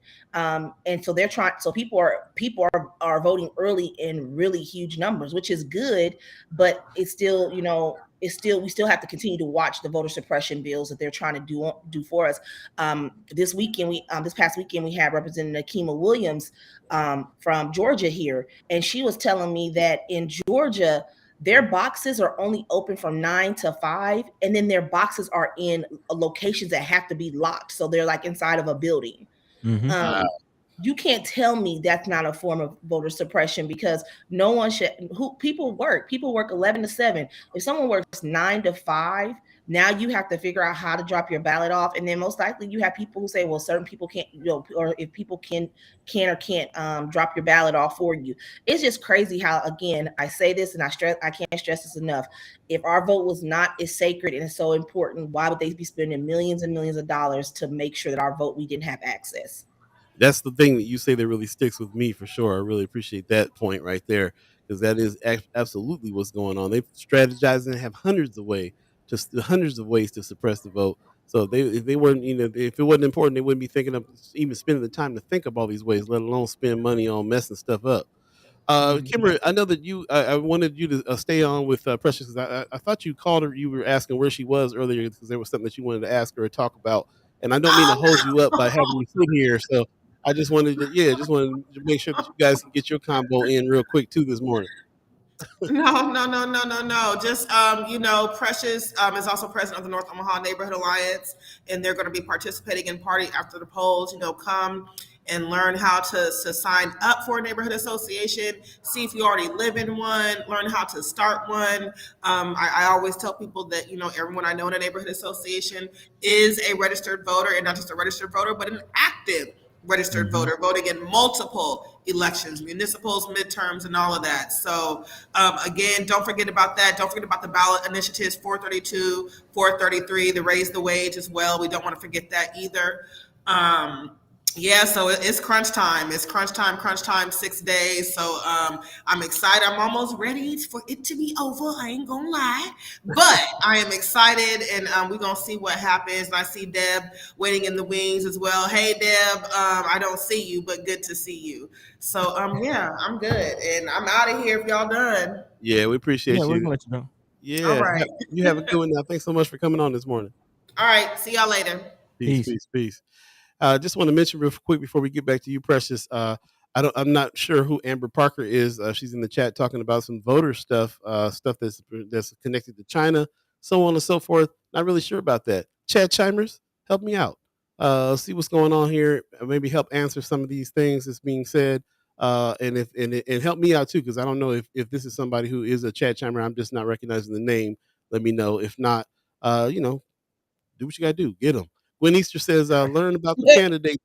Don't just take the word of others. Go to these links and read the questions and answers of politicians. You will be surprised at some of the answers given by candidates. Some candidates didn't answer important questions, and that says a lot when they don't do that. That's really what's up. That's really very telling. But then we also, it goes on the flip side. Then we have candidates who answer all the questions and still don't do what they're supposed to do. And then you got candidates that don't want to answer no questions and or debate or do nothing, just sit around or candidates only show up in Black communities when it's election time. Yep.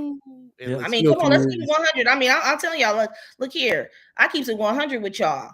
I watch everything. I watch how certain people who don't mess with us and they vote for bills against us. And I'll just say it, they vote against bills against us. They not for us. They vote against bills against us.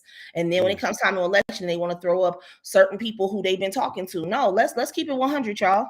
Let's keep it 100. I don't care how many refrigerators or what you done bought for people and what you doing for people. Again, quit playing with us. Playing with us. This is serious. This is serious what's going on. And if a person cannot sit up and say that January 6th was an insurrection and January 6th should have never happened, and January 6th, those people should be held accountable.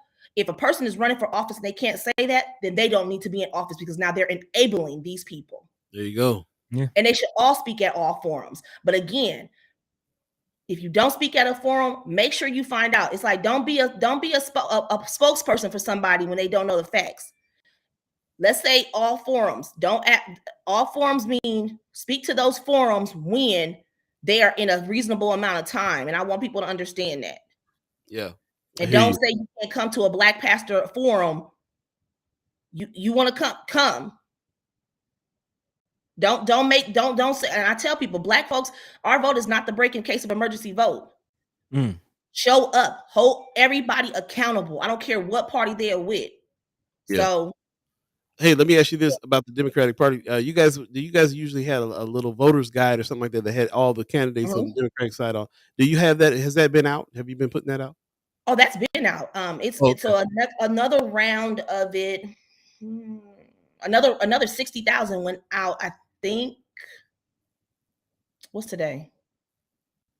Should have went out. They should be hitting doors this week. Yeah. So is it online somewhere? Can I Yes, pull it up on my phone? Go to Nebraska Democrat. I will. I'm gonna send you the chat. I'll send you the link, Paul, because then you can send a link because it's an actual direct link that you can do it and you can go to, and then the counties listed, and then you can go through there and see who's running for office. I mean, that is something, that guide is very much so a guide that is really needed. I mean, and it's very important. A lot of people have come to us and asked us and said, that's something that's very important to them. That's two of the things that we use a lot during the election is is making sure that voter guide is being used a lot. And then you have the bill, and I always say, we do a bill that I can't stress it enough, y'all. We have to vote against that voter suppression bill. That that voter ID bill is a form of voter suppression. So on the card, it tells you there are certain issues that we want to make sure that people are voting against, and we're going to vote against LB 432 because that is a form of voter suppression. Got it. A form, yeah. I like the fact that you have this. I'm going to definitely put this on a link on my phone. On a bookmark on my phone, so I can stand there in the booth and look at it, and reference it. Yeah. And I just want to clarify. Can I just clarify something real quick? Because someone, Amber has said no post office.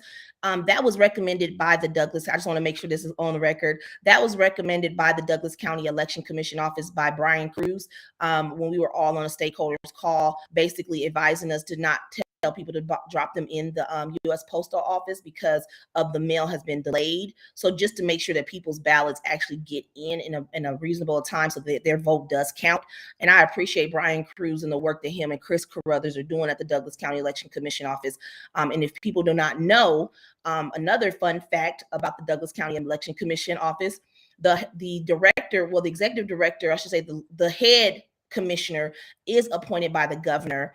So Brian Cruz is appointed by Pete Ricketts, and then they have to have a second person of a different party affiliation as their deputy, and that's Chris Carruthers. So we have a really great working relationship with both of them, and I appreciate the stakeholder calls that they do to kind of make sure that we're doing everything correctly, especially when it comes to people who are watching the poll watchers, and making sure that when the if ballots are coming in and there's an issue, and if they're seeing like an issue where, okay, we know that this many people requested early ballots, but now those ballots aren't coming in, they're always aware. Like if we pick up the phone and say, hey, are these being processed? And they actually give us a timeline of how everything is processed. And that's not just to one person, but everybody is invited. Every political party, as well as the stakeholders in the community who are working on the voting issues, are invited to the table. So he did say, as of November 1st, he said it would be best to tell people to just drop them off at the polling places. I mean, at the actual boxes around the city, rather than put them in the U.S. postal mail.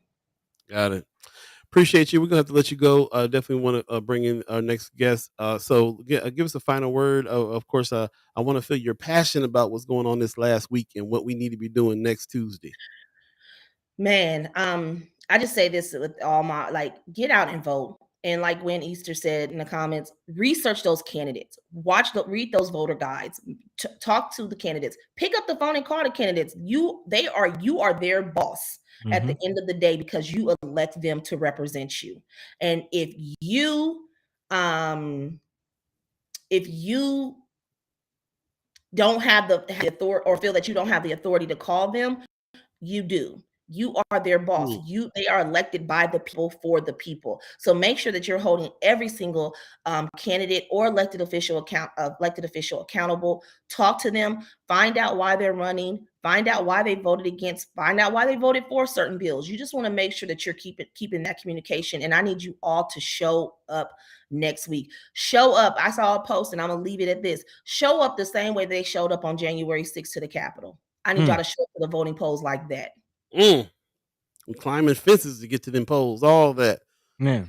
Zip tying people up. No, I'm just playing. No, you ain't gonna do all that now. Come on now, Paul. Take it easy. Take it easy. Take it easy. Thank you so much for coming through, Precious. I'm sorry that we're cutting it short today. It's cool. Get our guests in. Maybe you can come and join us on. We're going to do a special Tuesday morning show of the thing too. If you're not busy, I'll actually be in the morning. Just let me know, because I will be up. I think at like 5. I'll be up because I'll be putting signs up. I'll be putting signs at the polling places. So I'll be able to jump on.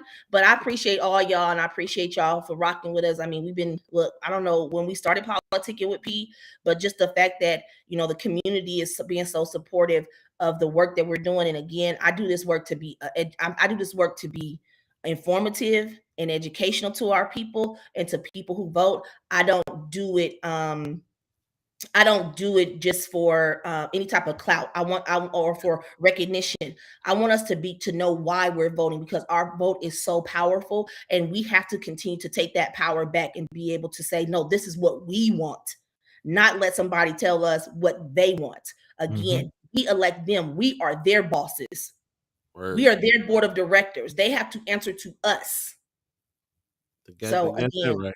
I thank y'all. So now I'm about to go jump in this chat to see what's going on. And y'all got a good guest coming up next. So I got to make sure I'm on there. My little fingers is going, because she's a great guest. So y'all have a good one. Get them. Appreciate you. Thank you. All right, Precious. Have a good one. And with that, we're not going to waste any more time. We have Deb Neary waiting in the wings.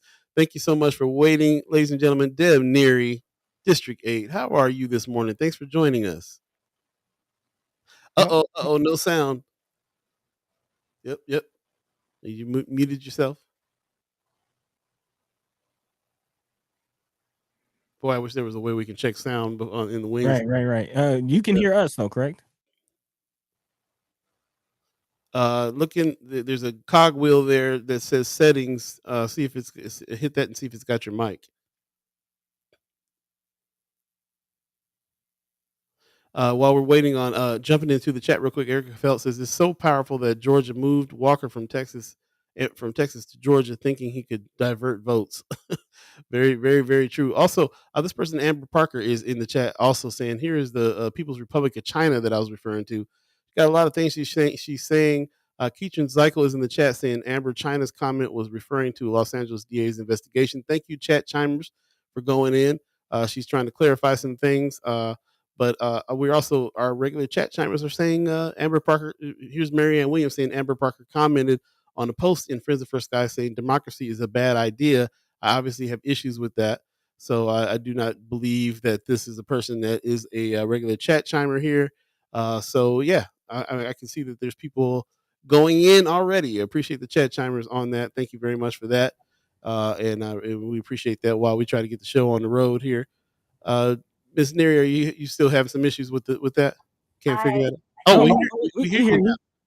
We hear you now. All right. Whatever you accidentally hit works. And that is the truth. And what I was starting to say earlier is I am really pumped up after listening to Precious, and I appreciate her so much. Her work has been transformative, and in our party and in the state, and a great way to start the day, because the work she's doing, I think, is saving democracy. So I appreciate her. Hey, let me, before we go, just let me jump in real quick and say one more thing about the chat.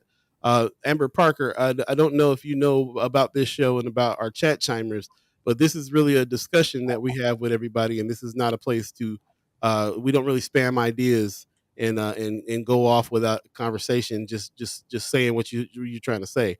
So if you're not really conversating with anybody in the chat, give it room for somebody else to make some comments there. And we appreciate that. Precious, I know you're in the chat now. maybe you can remind her about how it is that we do things here. And Deb Neary, I heard that you let us know that you know who this person is too. Is that correct? If it's the person that speaks regularly at the State Board of Education meetings, I think it is. Okay. Okay, cool. Well, like I said, we'll let the chat have a conversation with her as we go on, because we don't want to rob any time from you. Definitely want to know about your race. How's this race going? And there's questions. I definitely have some questions for you as well, because I know I talked to you a little bit about what it is that you do. But first of all, tell us a little bit about what you do, what the position is, and how the race is going, and how you feel you're being received in the public and things like that. What's your take on what's going on right now with you? Thanks. There's so much to say. And I want to first start by just saying I've loved the conversations you've had this week about NAEP scores and about the gaps. And I'm hoping we can get to that for sure. Okay. But State Board of Education's, Nebraska has a really excellent balance. We have state policy that kind of makes sure that we assure certain standards across the state. We do assessments. We approve teacher certifications, et cetera. Testing comes from us. But then we allow a lot to happen on the local level in Nebraska, where once we set standards, then the local school districts can decide what textbooks they want to use. They can set their own curriculum goals. So there's just a nice balance between the two. And an example of why that's important is, you want all your students in the state to be successful. And so like when we were doing science standards, we had a whole group of people that didn't want climate change being taught in our science standards, and they wanted creationism being taught. And so if we just left it to the local level, we might not have across the state the same level of education. And so we just set a certain bar that we want our local school districts to achieve. Yeah. Sounds reasonable. Yeah, that's interesting. That check and balance came to our attention when we early on covered the conversation that was happening around social studies standards, and there are a group of students locally who are pushing to have the social studies more inclusive, and there was some conversation about that. And also we remember the sex standard conversation, how that went, and kind of we had the question about how does some of this stuff get implemented, and you kind of mentioned we found out that a lot of the local areas have some autonomy, but I am curious, how do you reconcile that? How do you keep the balance? Like you want to give the local districts autonomy, but how do you keep them, make sure that they're still within the standard that is set by the state, or if a district steps out of that standard, what happens? Well, there are repercussions, and we know a lot through the assessments that are happening. But yeah, there's if people aren't following the assessment standards, then yes, those are things that we need to look at for sure. And the state has a responsibility to make sure every single school is achieving. And there's a lot of federal government regulations that are involved in that. And I want to talk about those opportunity gaps that you've mentioned earlier in the week, because President Obama has really done a lot to help the state so that we can really see where those gaps are, have the data so that we can be more intentional about making sure that we're closing those opportunity gaps. Yeah, makes sense. Your particular position here, your job. First of all, how long have you been doing this? So my whole life has been focused on education issues. My whole career, unlike my opponent, who's only involvement outside of her massage therapy and homeschooling roles have been that she literally put her two community service activities were two Facebook pages that she was a part of. But my whole career has been focused on education. I've been an elected person on the State Board of Education for 4 years, which is the length of our term, and I'm hoping for a second term.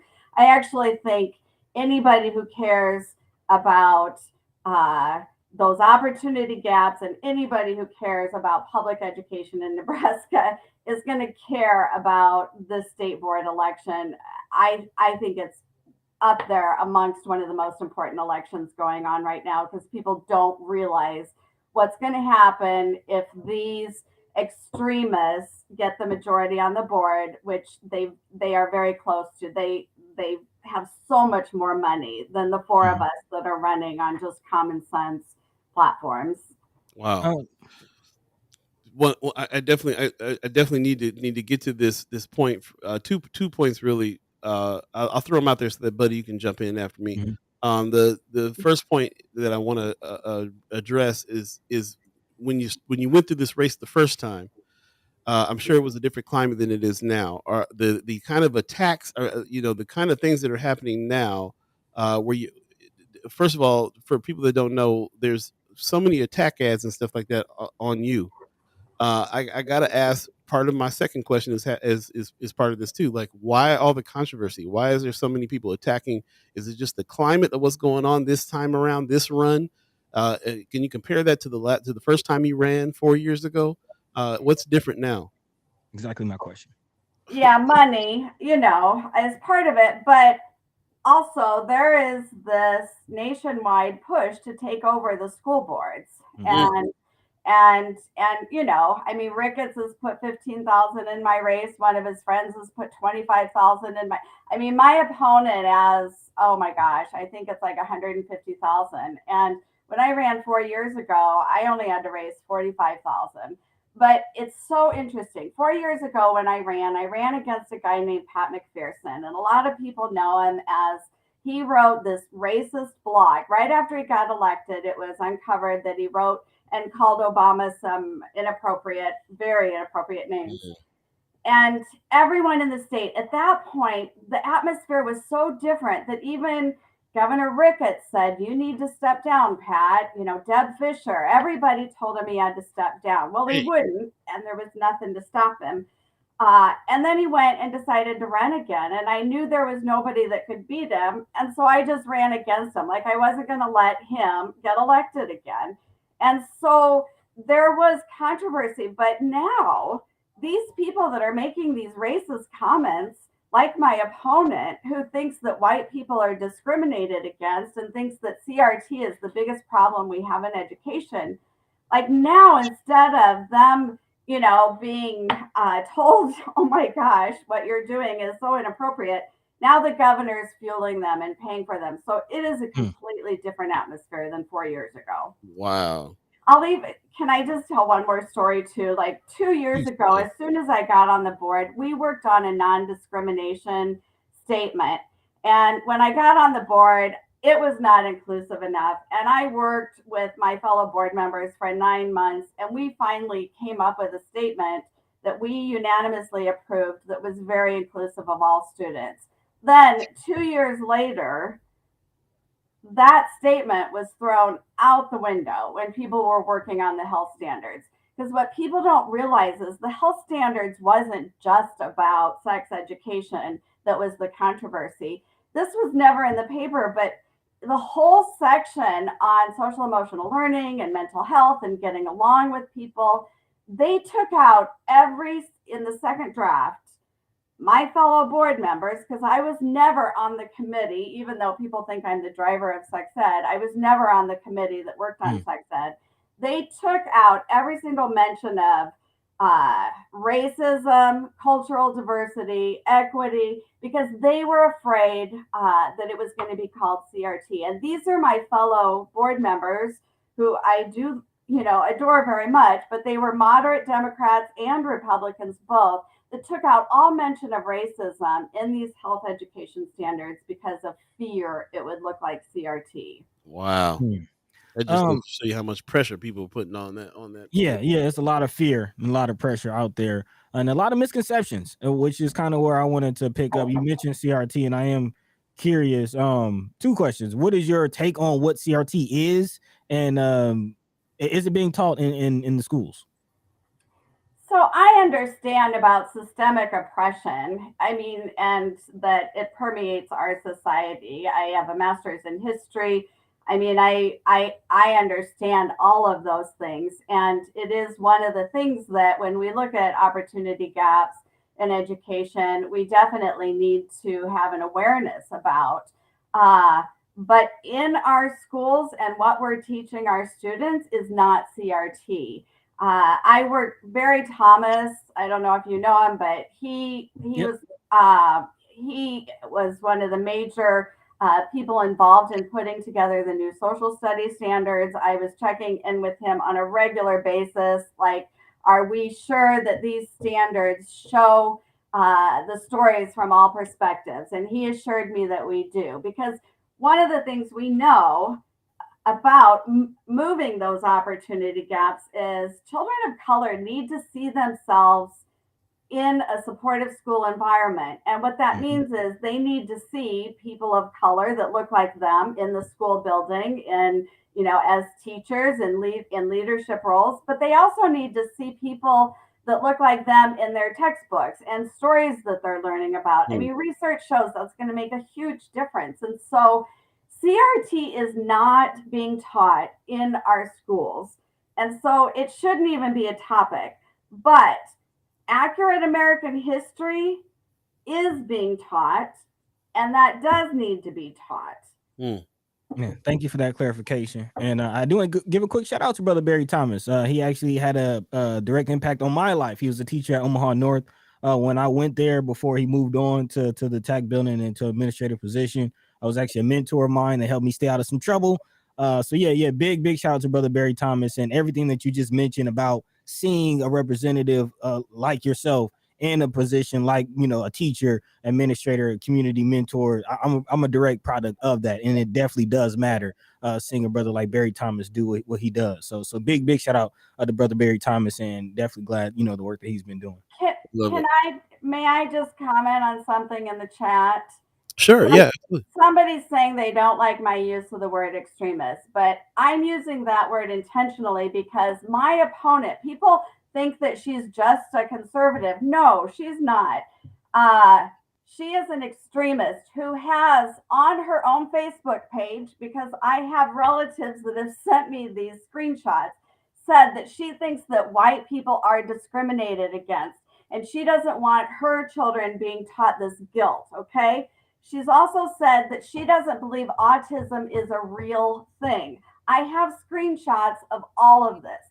Now, her relatives have also told me that she has said that Sandy Hook did not happen. I don't have those screenshots, but I'm just saying that that is something that I've been told. So that is extremism. This is when somebody's getting their information off the dark web.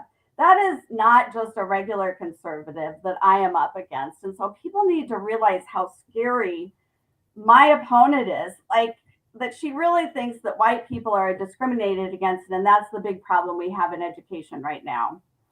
She also homeschools because she doesn't want, you know, to follow the rules, and she thinks our public schools are bad. She thinks our teachers are groomers. Like, this is scary stuff that isn't going to help us get to what really plagues our schools today and the things that we really need to be focused on. Deb, it sounds like we're definitely gonna have to have you back on and talk more about some of the issues. I definitely wanted to have you on before the election just so that you can make your case. We're trying to make let people meet as many people as they can that are on these ballots. So we appreciate that. Whittney Richardson in the chat, who we're about to have up next in just a minute, says we have to call it like it is, and that rhetoric is extreme. And so then if your rhetoric is extreme, then you're an extremist. And that's what it is. So we appreciate you trying to clarify that. I do definitely have a lot more questions. We'll have to get with you another time on not just about your policies and things that's going on, but why is it that they're so people have been attacking you so strongly? Why is there so much controversy always surrounding your name? I know you and I have talked personally, and first of all, I forgot to let people know this too. She's connected to our partners over at the Reader. Deb Neary is connected to Orange, who is an organization that we're a part of as well. So she's definitely worked with us, and we've dealt with her on a personal level. And I was able to talk to her personally about some of the controversy and stuff that's always surrounding. So I definitely want to let people know about that and let people know, how who we work with is always a good thing to make sure that you guys know, and how much good work that's actually being done, no matter what you hear and see on TV. Remember, those TV ads and stuff like that are crazy ridiculous, for on all kinds of different levels, man. I can't even believe them. They're getting more crazy each day. Surreal. Yep. So so anyway, we'll definitely have you back. We want to give Whittney Richardson some time. So thank you so much for joining us, and we'll have you back again, maybe even after the election, because really it's not only about the election. It's about all the policies and the things and the stuff you've been working for and fighting for years, even before you ran. So definitely I appreciate you coming on today, and we'll have you back soon. Thanks a million. Honored to be here today. Have a great day, everybody. You as well. Best of luck on the election. Thank you. All right, there you go. If you're just joining us, 8:45 right now, if you believe in the concept of time, we're going to go ahead and jump right to our next guest. Whittney Richardson is waiting in the wings as well. She has a new show, a new podcast called Political Evolution, that you guys definitely need to check out. Good morning to you, Ms. Richardson. How are you this morning? And congrats. Thank you. I'm doing well. How are y'all doing this morning? Y'all are doing the Lord's work on here. I just have to say, y'all are that conversation that y'all just had. she could have took my time, because that was such an important conversation. That's where I'm struggling this morning. Like we did not think we were trying to get in as many conversations as we can before the election, and I'm kicking myself now because we needed way more time with Deb Neary. And hopefully we'll do that again. We only got 2 guests on Friday, so we won't run into the same problem. Carol Blood and Dave Pontos is coming on Friday, but just like everybody, I'm going to tell you the same thing. We're going to talk, but you got to come back. You got to come back. I'm already telling you right now. We got too many things to talk about with you. So first of all, congratulations on your new show. Shout out to Weatherized Crew, man. It's like all the fam right now. That's what's up. Where can they find your show? We'll just go ahead and throw that out there right now so people can know what we're talking about and where to look. So my show is called Political Evolution, and we talk about the past, present, and future of the American government system and politics, and in particular, the impact of public policy decisions. Buddy, you were talking about public policy earlier over politics. Those are the things that have effects on the lives of everyday people. And so the show is on Spotify, Apple, Stitcher, wherever you find podcasts. Okay. I launched last Monday, and I dropped the first 2 episodes. The first episode is about me and my why for creating the show. And the second episode is so good, y'all. I had Precious McKesson, put some respect on her name. As you call her, Paul, the modern day Fannie Lou Hamer. Our conversation was so good. We talked about the January 6th insurrection, about how there are people out there that are trying to take away your right to vote. And I actually recorded a new episode yesterday about how voter suppression is getting more and more sophisticated. In Georgia, there's a Georgia election between Stacey Abrams and Brian Kemp of the Republican Party. Ever since that historic 2020 election, Georgia has been, getting more and more sophisticated with voter suppression, closing polling sites in minority communities. I think Kimara earlier talked about how, I guess, the ballot boxes are only available between 8 and 5. That's a form of voter suppression. I'm from Mississippi, my home state of Mississippi, which, God bless it. But Mississippi doesn't have early voting. And so everyone has to, show up and vote on election day. That's a very sophisticated form of voter suppression, because you are essentially limiting the time that people have to vote to one day. And we know from the 2020 presidential election, a lot of minority communities are voting early. A lot of people are taking advantage of that. And so, to say that the election next week is, important is an understatement. There is so much at stake. And I know y'all didn't even ask me this. I'm getting off on a tangent. No, we're here with you. But specifically when it comes to Black voters, if I could just talk to Black voters, the episode I recorded yesterday is called Political Crossroads, and it's about how we're at a crossroads in this country, and everybody's talking about the growing political divide, and I want to talk more about that divide. And I think the last conversation was so indicative of that divide.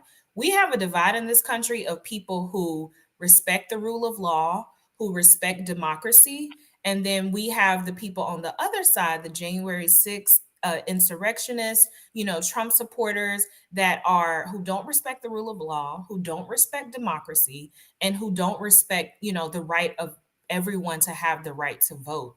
And so, that's a huge political divide, because at the end of the day, historically in this country, no matter who wins, we have usually, accepted that process and reserved the peaceful transfer of power. And we saw, on January 6th that we don't even have that anymore. And so, democracy is literally at stake. And with regards to Black people and kind of where we are socially in this country, there are people who feel like Deb Neary was talking about how, her opponent is saying that white people are being discriminated against. There is an attack ad in Georgia that is saying that very thing. Yep. And they are trying to paint the Democratic Party and liberals as discriminating against white people. And so, and It makes me that, laugh every time I hear it. I don't know why. Because it's just laughable. Because So- it's laughable. it is and insulting given the history of this country. And that is why they are working so hard to have control over what they teach children, which is a very powerful group of people. And so they don't want, Black history to be taught. They don't want, these things that actually happened to be taught. And I think that is dangerous and it is extreme. And that has repercussions all up and down and through our society. On Monday, the Supreme Court heard some challenges to affirmative action that, they are trying to ban the use of race in college admissions, and under the guise of discriminating against Asians or, discriminating against, these very rules were put in place to remedy the history of systemic racism and exclusion, specifically within a college context.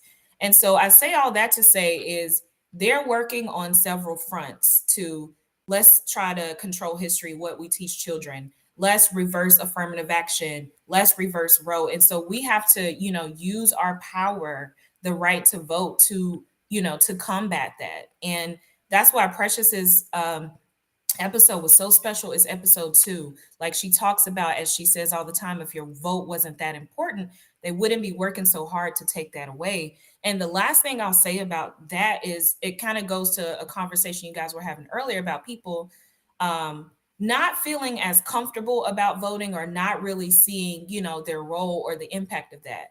I like to think about your vote as your opinion. And I think, as a Black woman, I think one of the reasons why, we are one of the largest and most consistent voting blocks, we want our opinions to be heard. We're going to make sure that our opinions are heard. And so if you look at your vote as your opinion, if you look at it as as a person in this country, this is my opinion, and I am putting that forth when I'm casting that ballot. If you look at it as having your opinion being heard, and I think it's disingenuous for Republicans to all of a sudden be targeting Black voters, targeting brown voters, and they're the very same party that is engaging in voter suppression for those very voters. And so we really do have to show up and show out next week.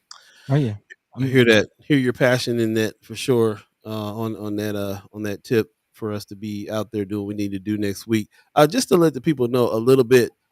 Give us a little bit of you, your background. Now you have a political show that you're dropping, and so I'm sure that people want to know a little bit about your credentials politically, and where it is that you got this idea to be speaking of these things politically. Is your show a news based show, or is it more of an opinion based show, or is it editorial type of show? Tell us a little bit about where you stand politically and how you got there. So for me, I've always been interested in politics with the belief that it's supposed to help people and that it should be a force to improve the lives of people. And my premise specifically is that we need more emphasis on working class people, on Black, brown, marginalized, disabled communities. And so for me, I've always been interested in politics. I did a civic education program when I was in high school called Presidential Classroom, where you go to DC. This was back in, I'm a millennial, but this was about 2005. And I did this program, Presidential Classroom, where you go to DC. They have high school students from around the country. And historically, Presidential Classroom was kind of it was centered on like young white males. And so I got recruited because there was an emphasis on, trying to get Black youths more civically engaged. And it was such a, transformative experience for me to meet other students around the country who, were just as passionate as I was. And so my background, I'm a lawyer. I practiced in real estate for about 2 years in real estate, title insurance. And then I practiced in banking for a law firm. We represented institutional lenders. I was in finance, doing commercial real estate transactions, banking work, and stuff like that. And I left that work kind of a little bit before the Great Recession. One, to more prioritize my mental health, which, Kimara was talking about earlier. It was an environment where it's just go, go, go, go, go. As a young person, you're trying to prove yourself. There wasn't a lot of boundaries there. And then for me, I think some people can kind of do things that they don't feel passionate about. And I'm not necessarily one of those people. And I'm not knocking those people either. But for me, starting this show was really reconnecting to that passion that I had, as a kid, about politics, helping people. And, one of the things I love about First Sky Omaha is it does just that. You talk about the things that you won't hear on the news. You center the voices of people's of Black and brown marginalized communities. These voices aren't necessarily centered in the larger news media. And so in creating political evolution, I wanted to do just that. And it is kind of a news show, but my opinion is in there.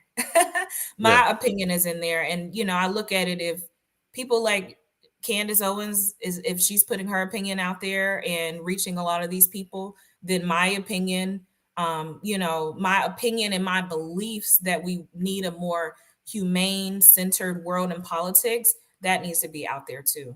So Rightly so. I appreciate that. Yeah. Agreed.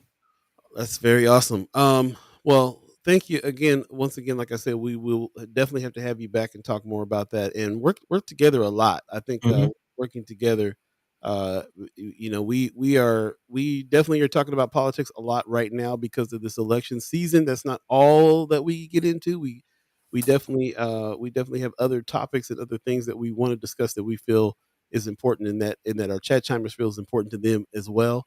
And of course, everything leads back to policy, basically, instead of not necessarily politics. So I love that you have a show that you can kind of get into a deep dive into and speak to some of the politicians and speak politics and speak policy as well, and also do it with your opinion. I really appreciate that side of things. We have organizations that we're associated with right now that are doing hard news without any slants. The Reader's doing good work. Flatwater Free Press is doing good work, and so on.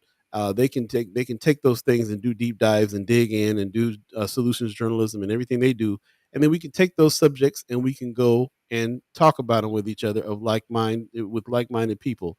So definitely, yes, definitely appreciate when we need to have more of these things. We'll definitely be directing people over to your show and talking about it as well. So really appreciate that. Brother Valentine says, are there any other Omaha-based podcasts you would recommend listening to? Hood Table? Yes, I found one this morning, actually. It's called Midwest. I just subscribed. It's called Midwest Misfits. And they did an interview with Senator Tony Vargas. It seems like more locally focused, kind of what I do, kind of with a more national focus, but a more local focus. I'm going to be tuning into that one. And First Sky Omaha isn't a podcast, but I think what y'all do on this show is so important. And I think one of the most important parts of it is like you have a community of people here. You have a community, the chat chimers, the friends of First Sky Omaha.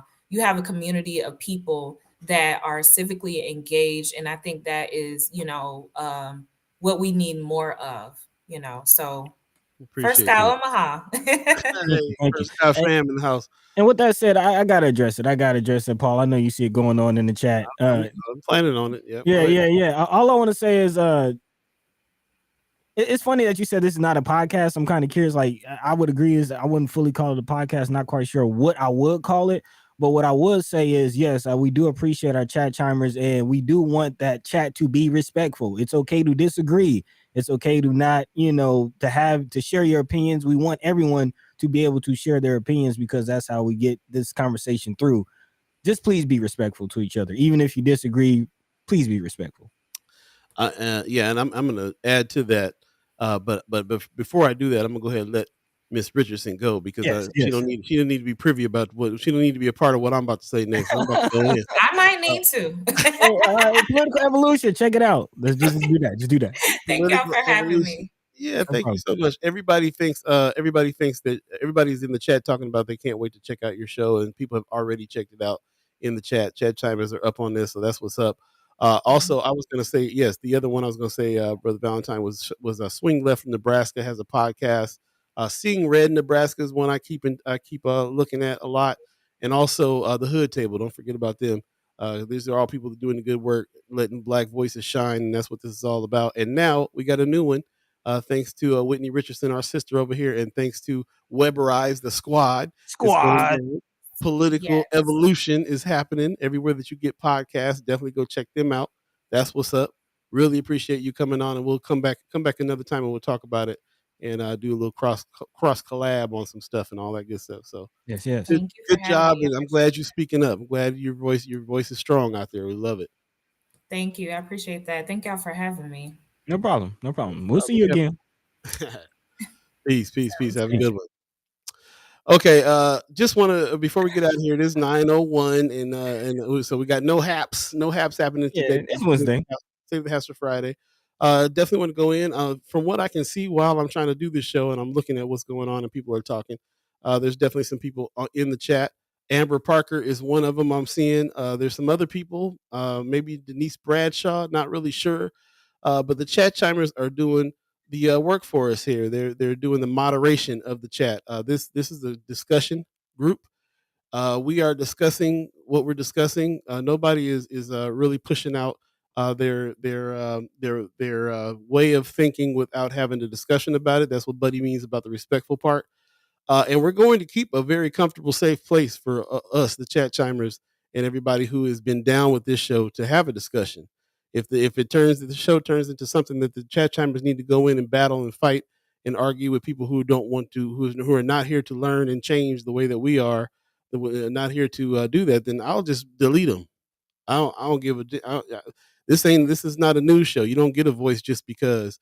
You're privileged to have a voice here. This is a conversation that we're all having together, and people have shown their loyalty and they're shown their reasons for being here. They've been respectful. They've been giving good ideas. They've been putting in the work of doing research and bringing facts and bringing things to the discussion. And we're going to continue that vibe.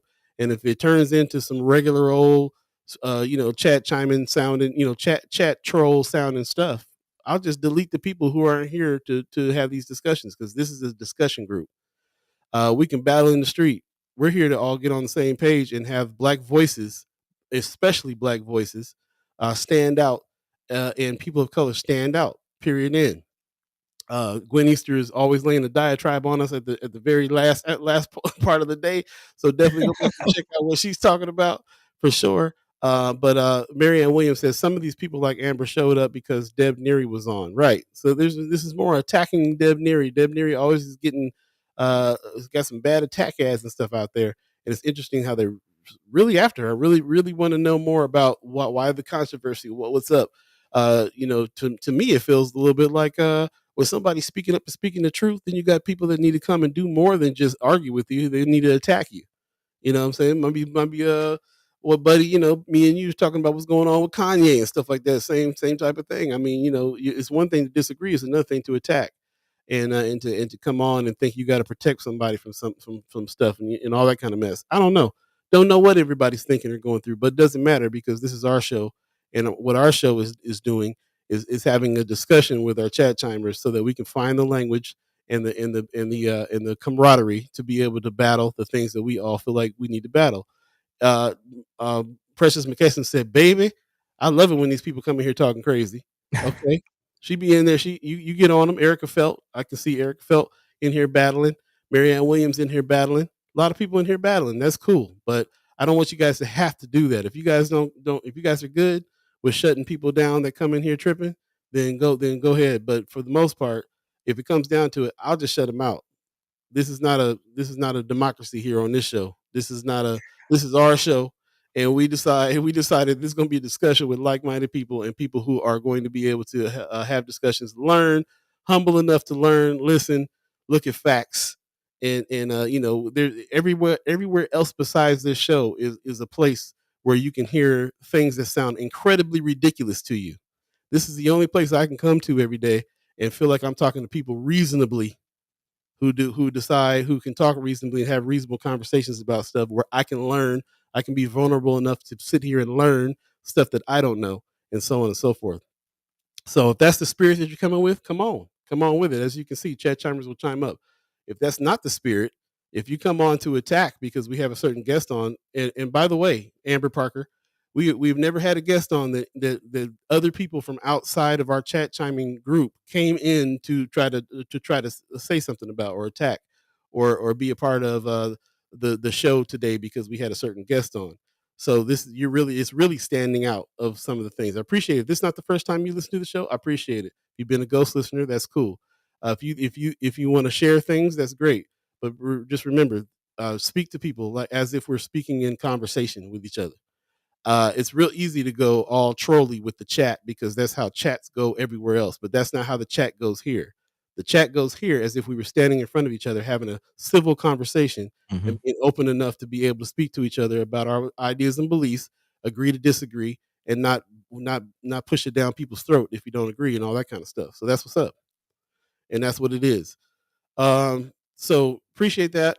Just a couple more things in the chat. Margie Sturgeon says Whitney has a way of talking on here on her podcast about these issues that make you think further about what's possible and dare I say even hope for a better change. Please give her a listen. Oh yeah. Man, what an endorsement. That's an endorsement right there. Appreciate that. Josh Tate says I'm learning every time I tune in.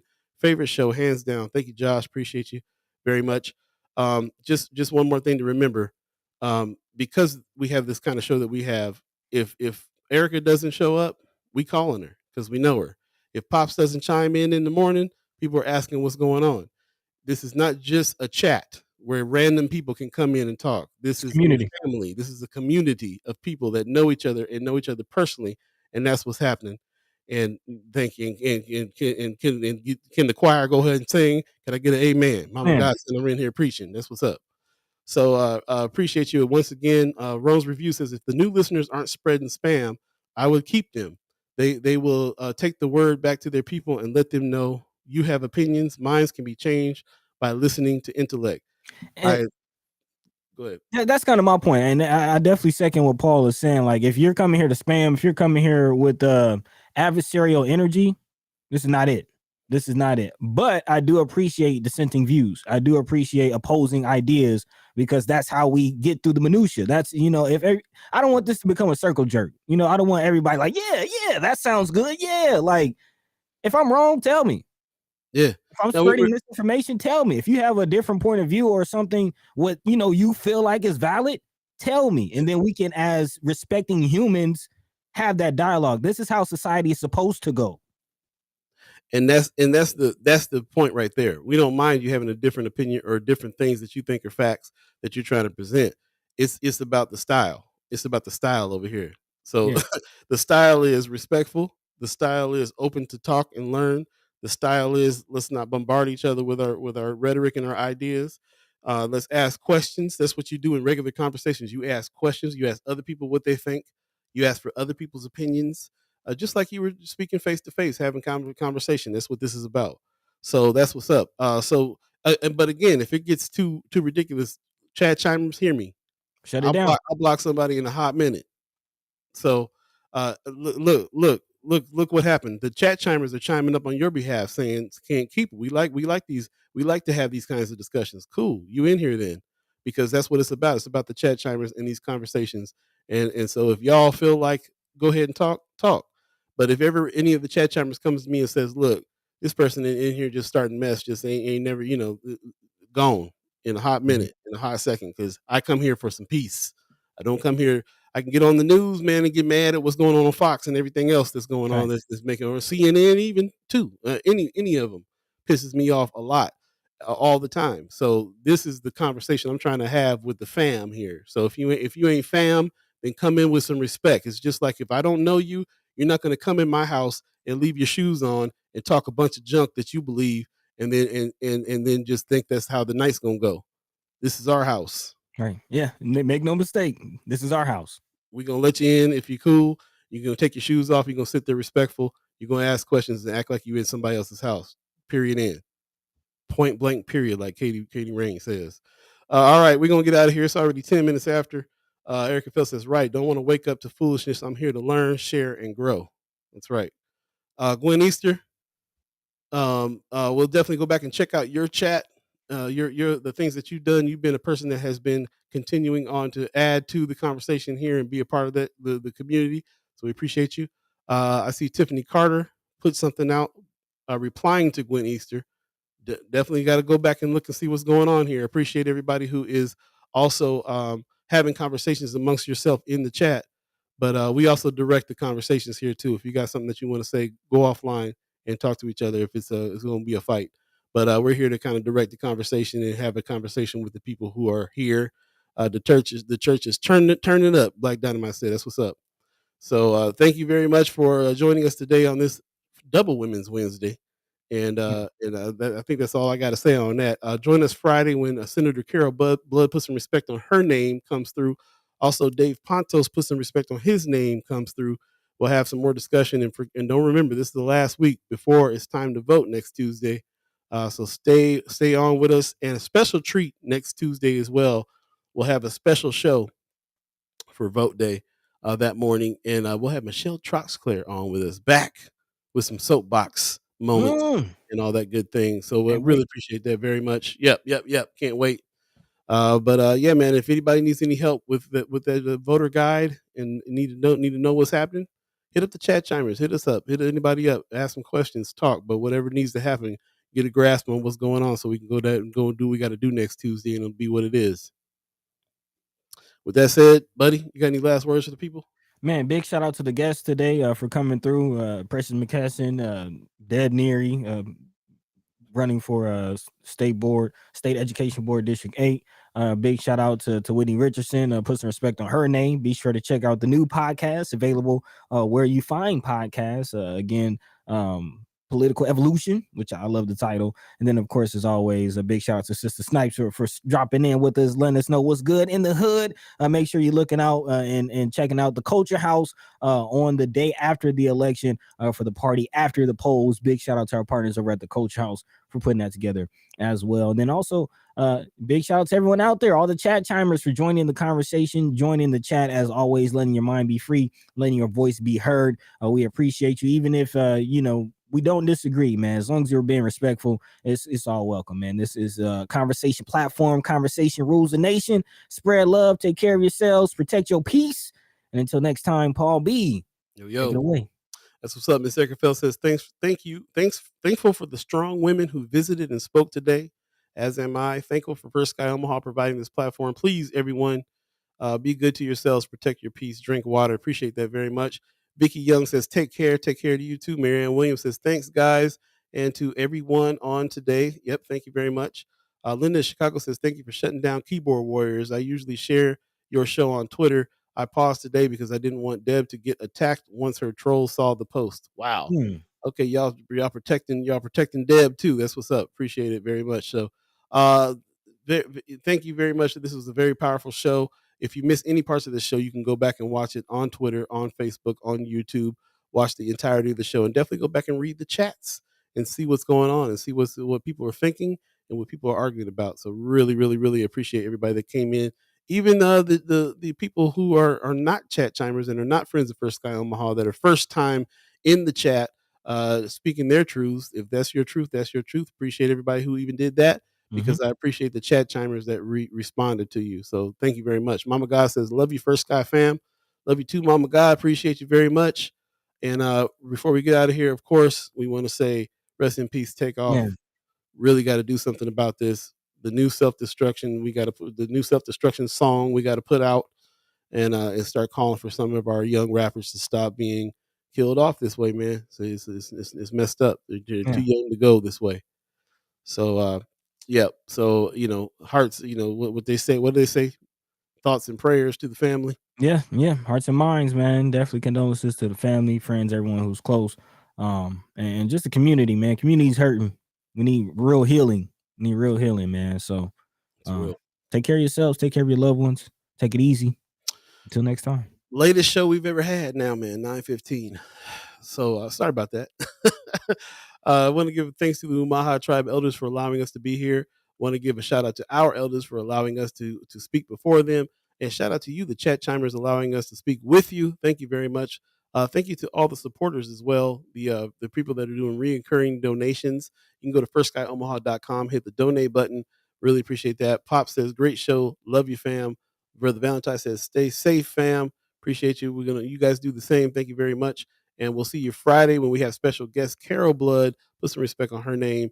And we have Dave Pontos, put some respect on his name, visiting us, talking about what's going on with their races and how we need to get out the vote next Tuesday. So don't forget, tell a friend, tell a friend, tell a friend, and tell a friend about this show, but also tell a friend about what needs to happen next Tuesday for real, for real. So that's what's up. Thank you very much, and we'll catch up with you Friday. Peace. By the way, Vanglorious, this is protected by the Red